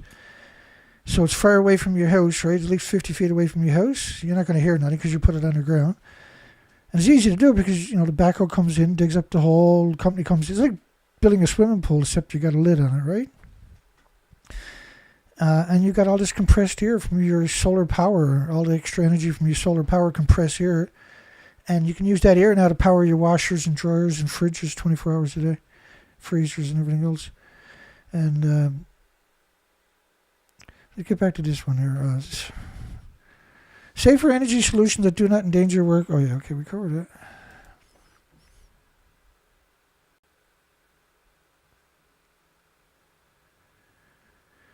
The backlash has been strong enough that Mr. Dutton has barely mentioned nuclear energy during the election campaign. And if he's asked about it, however, he repeated his strong support for the energy plan. So clearly, and we talked about this a lot over the years, he been posturing this last 2 years anyway, well, since he's been out, that party's been pushing this ideology that they're re-elected, because they were in power for 10 years, right? And now they're hoping that the nuclear industry will steal the elections and give it to them. And they'll rob the country blind in gratitude for the nuclear industry to promote the nuclear industry. And the nuclear industry will certainly come on board for it. So I'm very, very concerned that is coming to fruition in Australia as we talk. The open letter points out that current federal guidelines allow firefighters, emergency services, essential services, and health workers to be sacrificed of doses 500 times higher than the civilian safety limits. There is no safety limit. The civilian safety limit is made by the most revolting parasites you'll ever come across. Like the groups that makes the policies for your community are the worst humans you'll ever come across in the nuclear industry. And we already know these people from Australia, by the way. We've already covered them. They're just disgusting.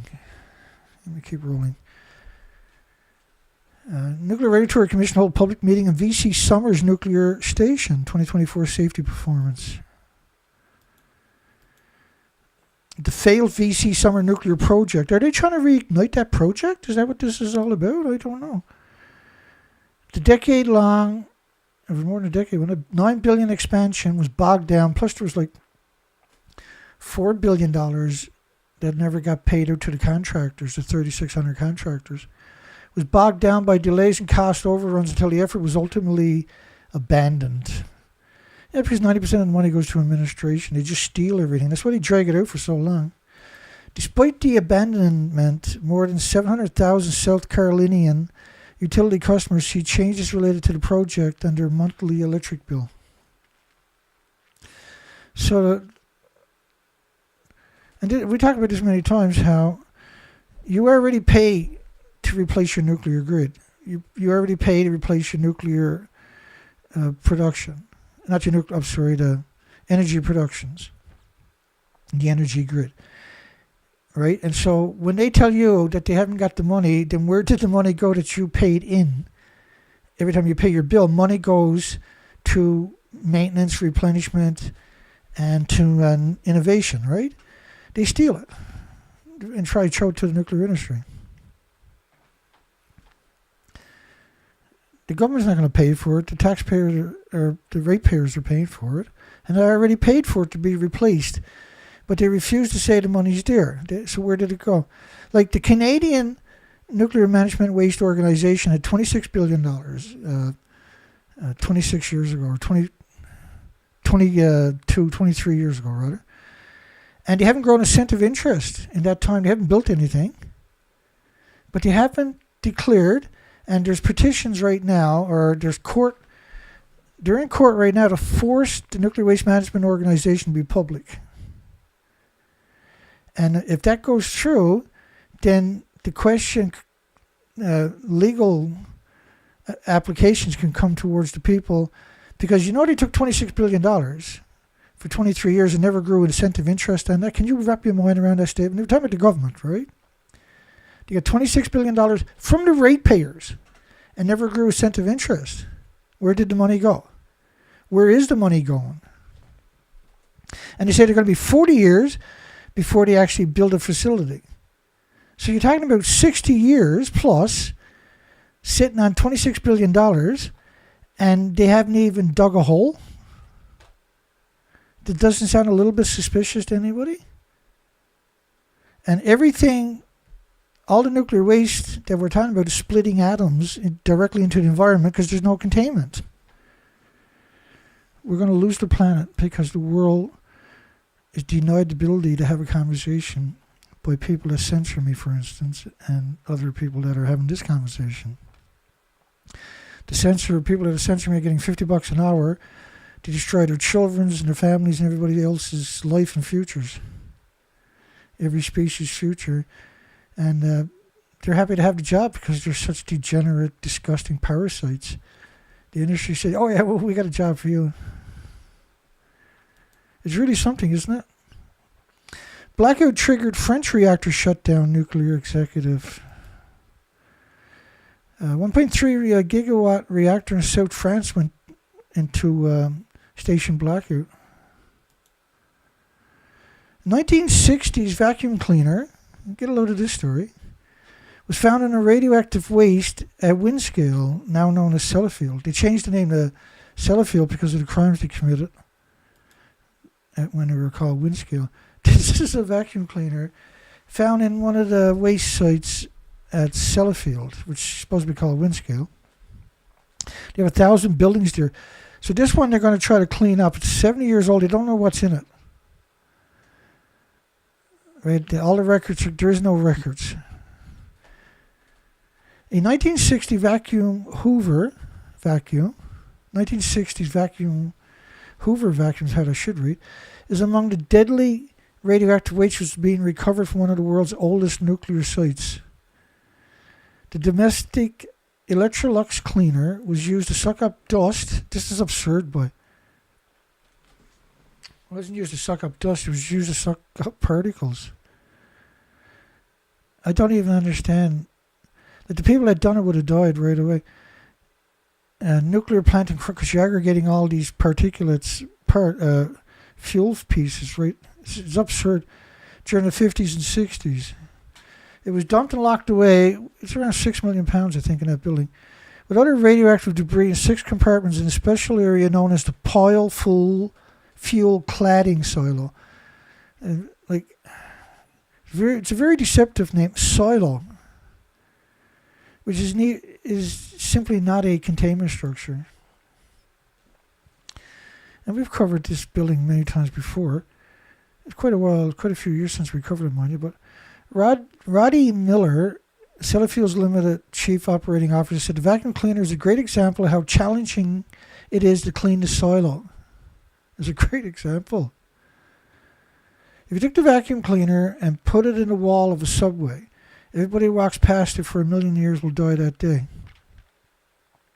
We don't know for sure what's in there. They didn't keep accurate records in those days.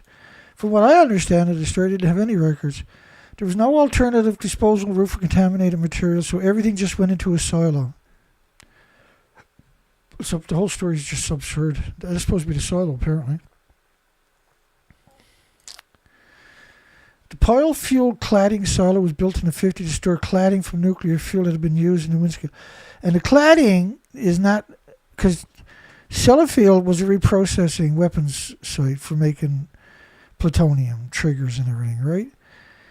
And so the cladding, which is zirconian, was able to strip that off because they were boiling the rods, the used fuel. They were boiling that in nitric acid, I can't even remember anymore, at 3,000 degree Fahrenheit temperatures. And so they used to pump, because they only wanted the plutonium and the uranium-235. And so they used to pump the rest of it out and deep underground. Not that deep, but 100 feet underground. But what they ended up doing was contaminating the water tables in the coastline catastrophically. You can't contain the emissions from that extraction process. And they only shut down last completely the beginning of last year, was it? Or the end of 2023, I can't remember. It was constructed without any means of retrieving the waste inside. Like cowards. Effectively making a locked vault that was stored 3,200 cubic meters. For more than 3,200 cubic meters. And look at this site, surrounded by farms, right by the ocean, surrounded by farms. Almost every reprocessing site, like France and England, looks like this, right? Donneray. And they say 325 years you'll be able to go back to Donneray. Like, you got to realize the farms are used to remove the radiation from that area. That's what the farms are all about. Ironically, a modern-day vacuum cleaners also playing a part in the waste removal job, sucking up dust, sucking up particles created when the waste is dropped in the storage boxes. The industry is so evil, they think it's normal, right? Alongside it, there's another silo and 2 ponds. These are not ponds in the conventional sense. These are big, they look like pools per se, and there's special water, the borated water, to mitigate spontaneous criticality, a chain reaction. But the water is just polluted because all the fuel that's in it is still splitting atoms. And there's fuel in these ponds. They don't know what's in these ponds. Like, the last records were probably 50 years ago. And the fuel that they were using was just insidious fuel. These are outdoor ponds, by the way. Outdoor ponds, massive and surrounded by farms. Fuel pools that are splitting atoms directly into the environment. So you take a reactor core. It's boiling water for 1 million homes and businesses, right? By splitting atoms. When you take it out of the reactor and put it in the pond, it's still splitting the atoms. And there's no containment. And these ponds are outdoors. It doesn't matter that it's outdoors, indoors. The reason it's outdoors is so that you don't have buildup of highly flammable, explosive-wise emitters that'll cause an event, right? The industry is insane. They stored used fuel underwater in a special type of water, and were not designed to be emptied. They weren't designed to be decommissioned. They weren't designed to be emptied. They were just dropping it in there. Like, it doesn't even make sense to be that evil. But when you look at the British, then you have to consider, like, Canada's just as bad and the Australia's just as bad. Like, when it comes to the nuclear industry. And then what do they all have in common, I wonder? Who are they ruled by? All of them will take decades to complete. Each pond will take decades to complete. Like, the amount of releases from each of these ponds will contaminate the northern hemisphere forever. There's a perpetual emissions now coming out of there that come straight over to North America. For the first time in our history, we're routinely retrieving waste from all 4 of our legacy ponds. They don't know what's in there, and it's stuffed. We've covered this stuff many times over the years. It's very disappointing that this industry has no checks and balances, has zilch checks and balances, and that's why they're doing what they do. They're completely out of control, and now they compromised everybody's future and the future of humanity. Cook Nuclear Plant Unit 1 completes Spring 2025 refueling outage. So you'll see all kinds of abortions in that area. They brought in 1,000 outside workers because they do this as never the same 1,000 workers each time either. So they gotta open up the reactor, then all the atoms now are released directly into the environment. So they don't want their own people right in that area.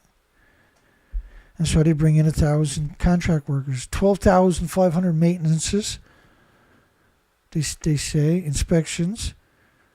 and equipment modification job activities totaling 179,000 work hours. And they claim they done that emission-free. They claim they done that in 2 daily 12-hour work shifts. It's simply not true. Right? It doesn't work that way. This takes 25 or 30 days or something. They were trying to make themselves look good. And they put these words here: emission-free electricity. Nuclear is the dirtiest, the most resource-intensive industry, period. Energy, period. A nuclear survival adventure in 1960s England, Atomfall. So this is about Sellafield, a video game. Now, hopefully it doesn't desensitize the children that are playing it. Fire breaks out in Windscale, 1957 October. Reactor on the site of the nuclear complex known as Sellafield. At that time it was known as Windscale. Radioactive gas is contaminated in an area several hundred square miles. Like, there's plutonium in all the teeth of all the children right across the United Kingdom. It's not just several hundred square miles. The several hundred square miles came from where they told the farmers to dump the milk and don't sell the meat. And it wasn't 36 people died as a result. It was 39 people died as a result. It was an absurd amount of diseases that takes a decade or more to play out. You can't just... Based on the real event, the British developer Studio Rebellion has created a fictional scenario for the PC console game Atomfall, set in 1962, 5 years after the Windscale fire.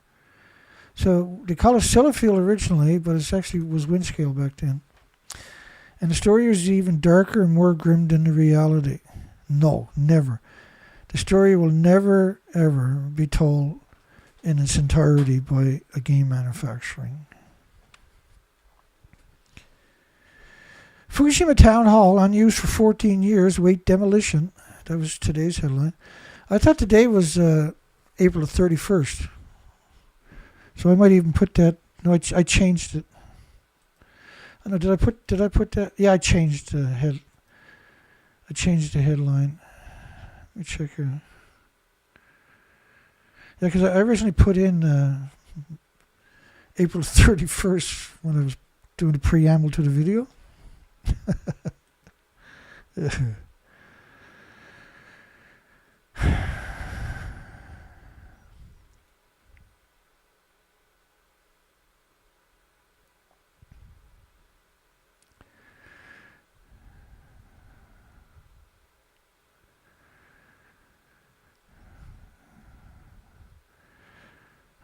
When did I say caned? I don't know. I don't remember. Hi, everybody.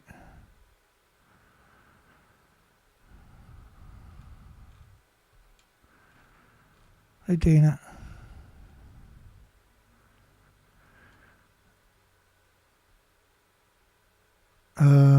Not caned.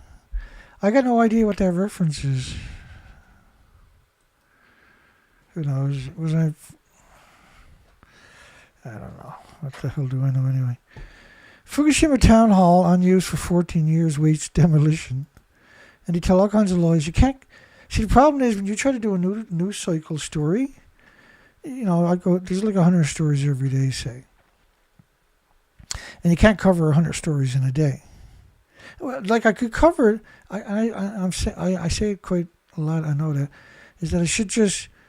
When I get up in the morning, go to the studio, fire up the studio, get in, and then do my show that night, do the preamble all day long, because that's what it takes me, right?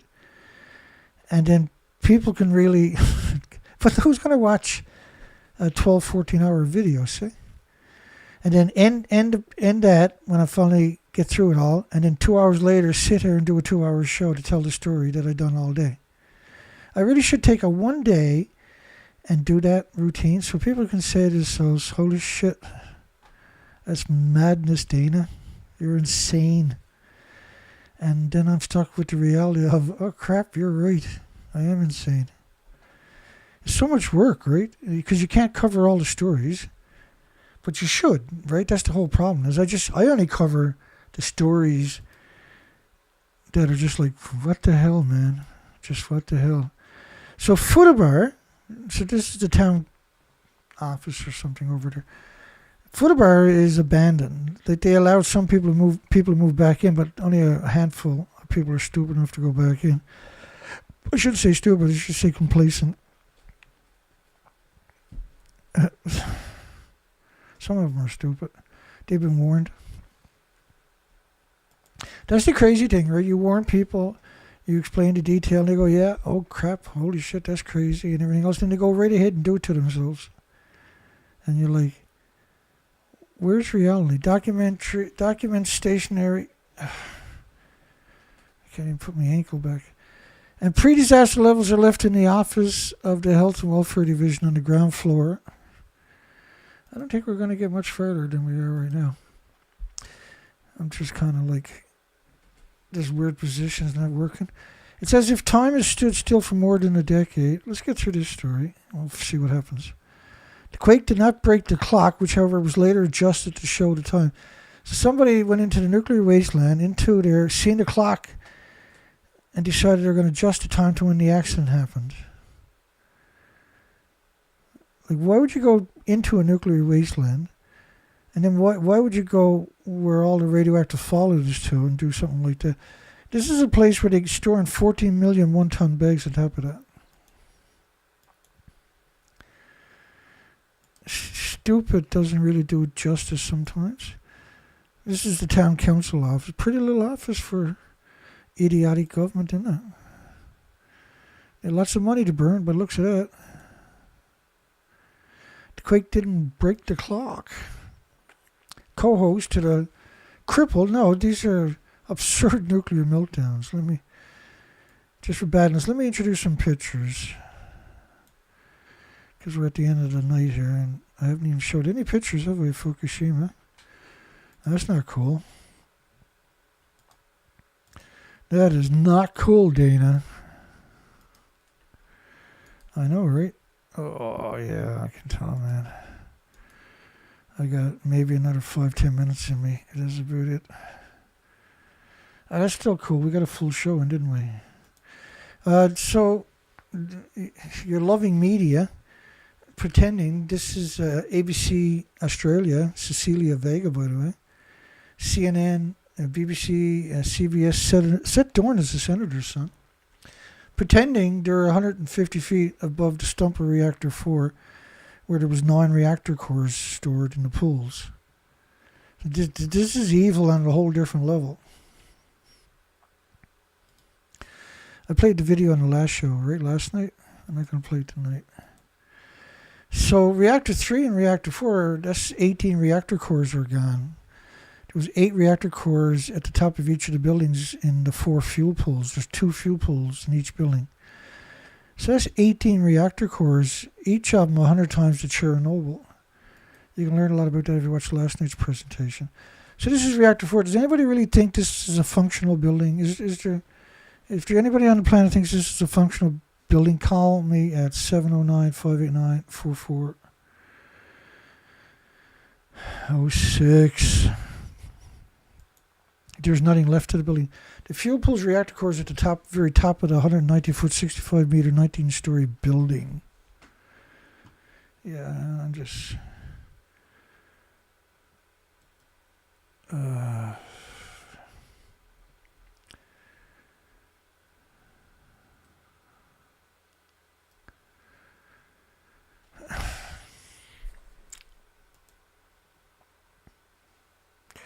Reactor 3, right, the fuel pools are at the top of the building. And by the way, when you look at it after they had the remote control cranes and the homeless clean it up, there's nothing left, right? There's just a stump of a 19-story building.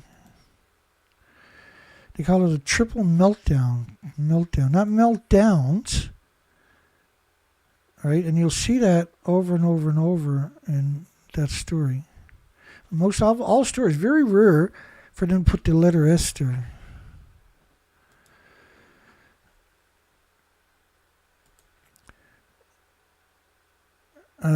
They're going to abandon the the 4-story edifice remains in disuse because of age-related deterioration and other reasons. So they refuse to acknowledge the radiation. Disuse because of they abandoned it because for 14 years because it's a nuclear wasteland. Not because of age-related deterioration. You can't clean up. Just really, it's so dishonest, so disingenuous.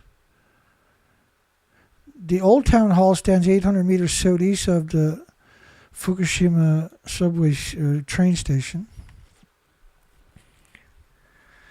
The town government, however, is currently hosting a new town hall just outside the Futaba train station, partly because it would be too costly to repair the infrastructure in the old building. No, you can't.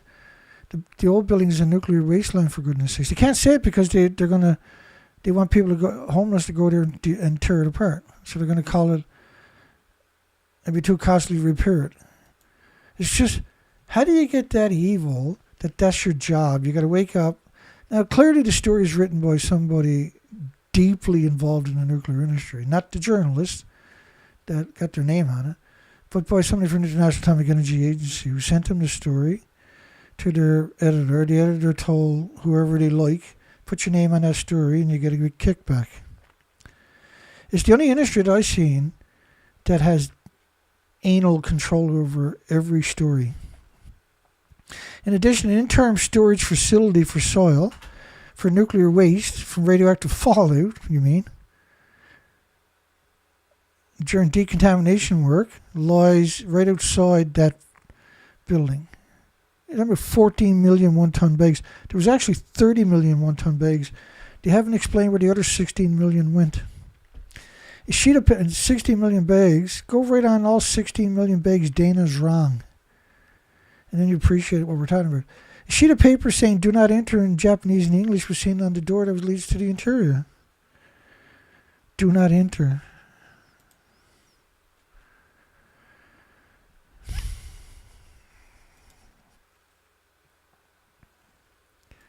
Anyway, I'm not going to get through it.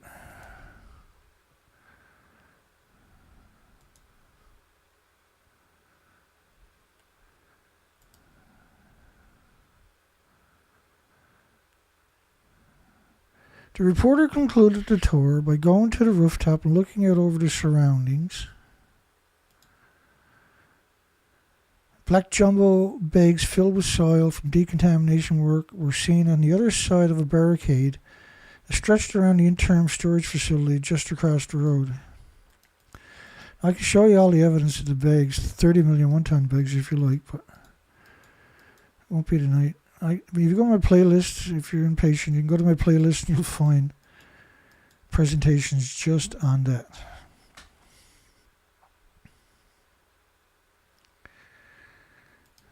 Let me delete all of that. Oh, shit.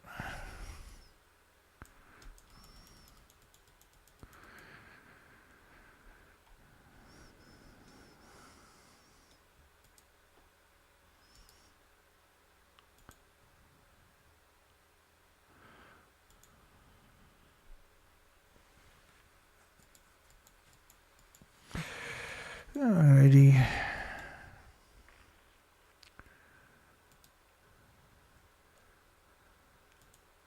How did we do tonight?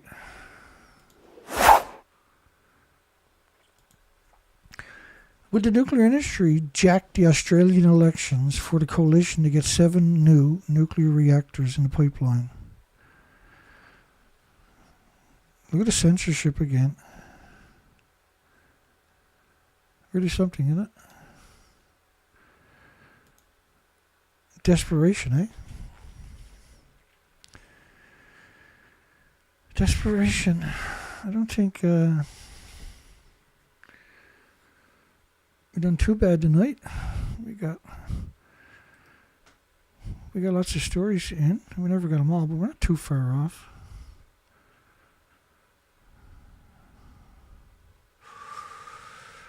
And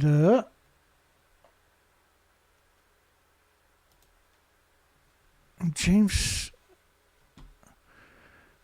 has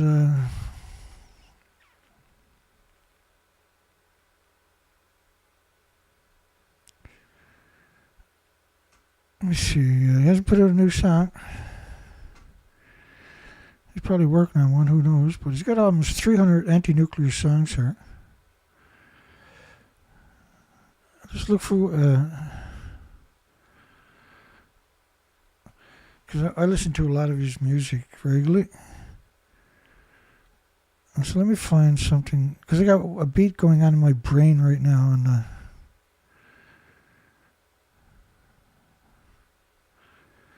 it's just really something, eh?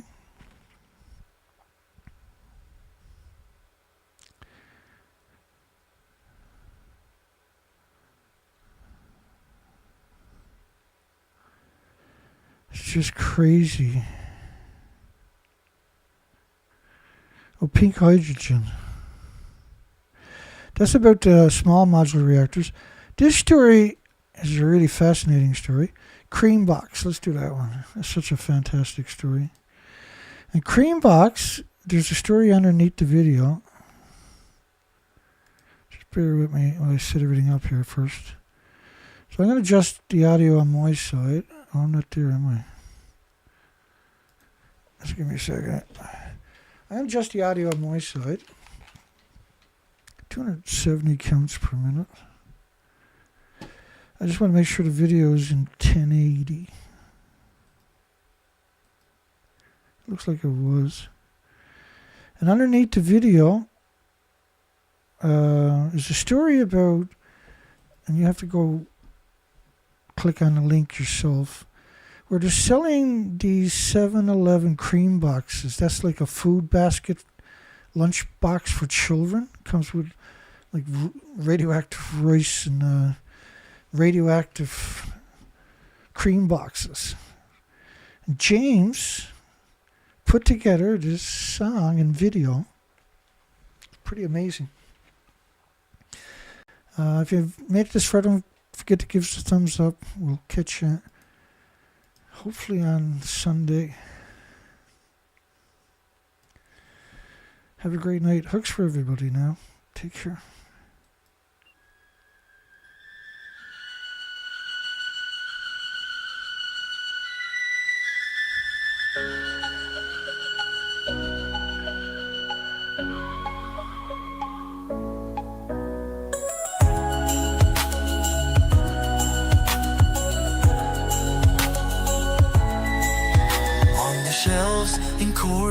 Town.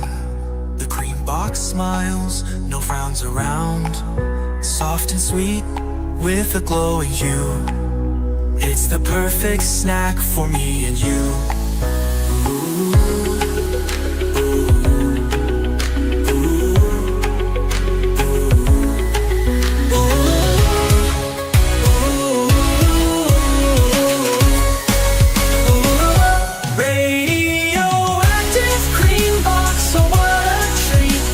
The core is still melting, but this bread is sweet. Fukushima's gift, just take a bite. Nothing's wrong here, it's all alright. Alright. Hoshano no aji, demo onishi. Hoshano no aji, demo onishi. Oh, so sweet, but we won't retreat.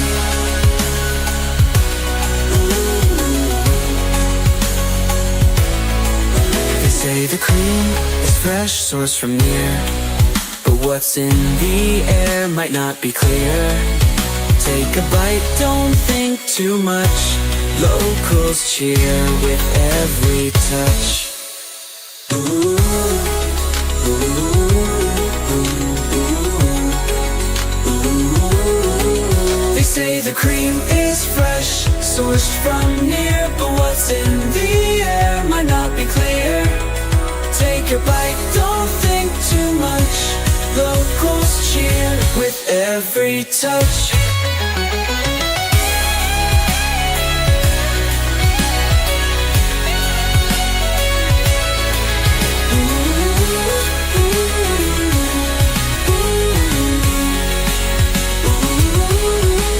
Filling the void with sugar and cream, a taste so rich you'd never dream. Safety's just a word they say, so let's enjoy it anyway.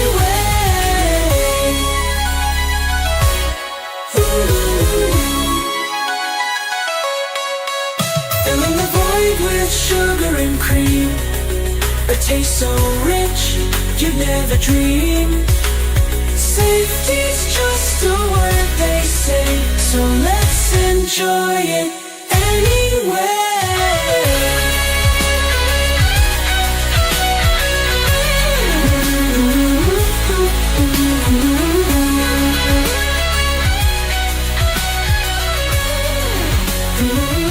Radioactive cream box, so what a treat.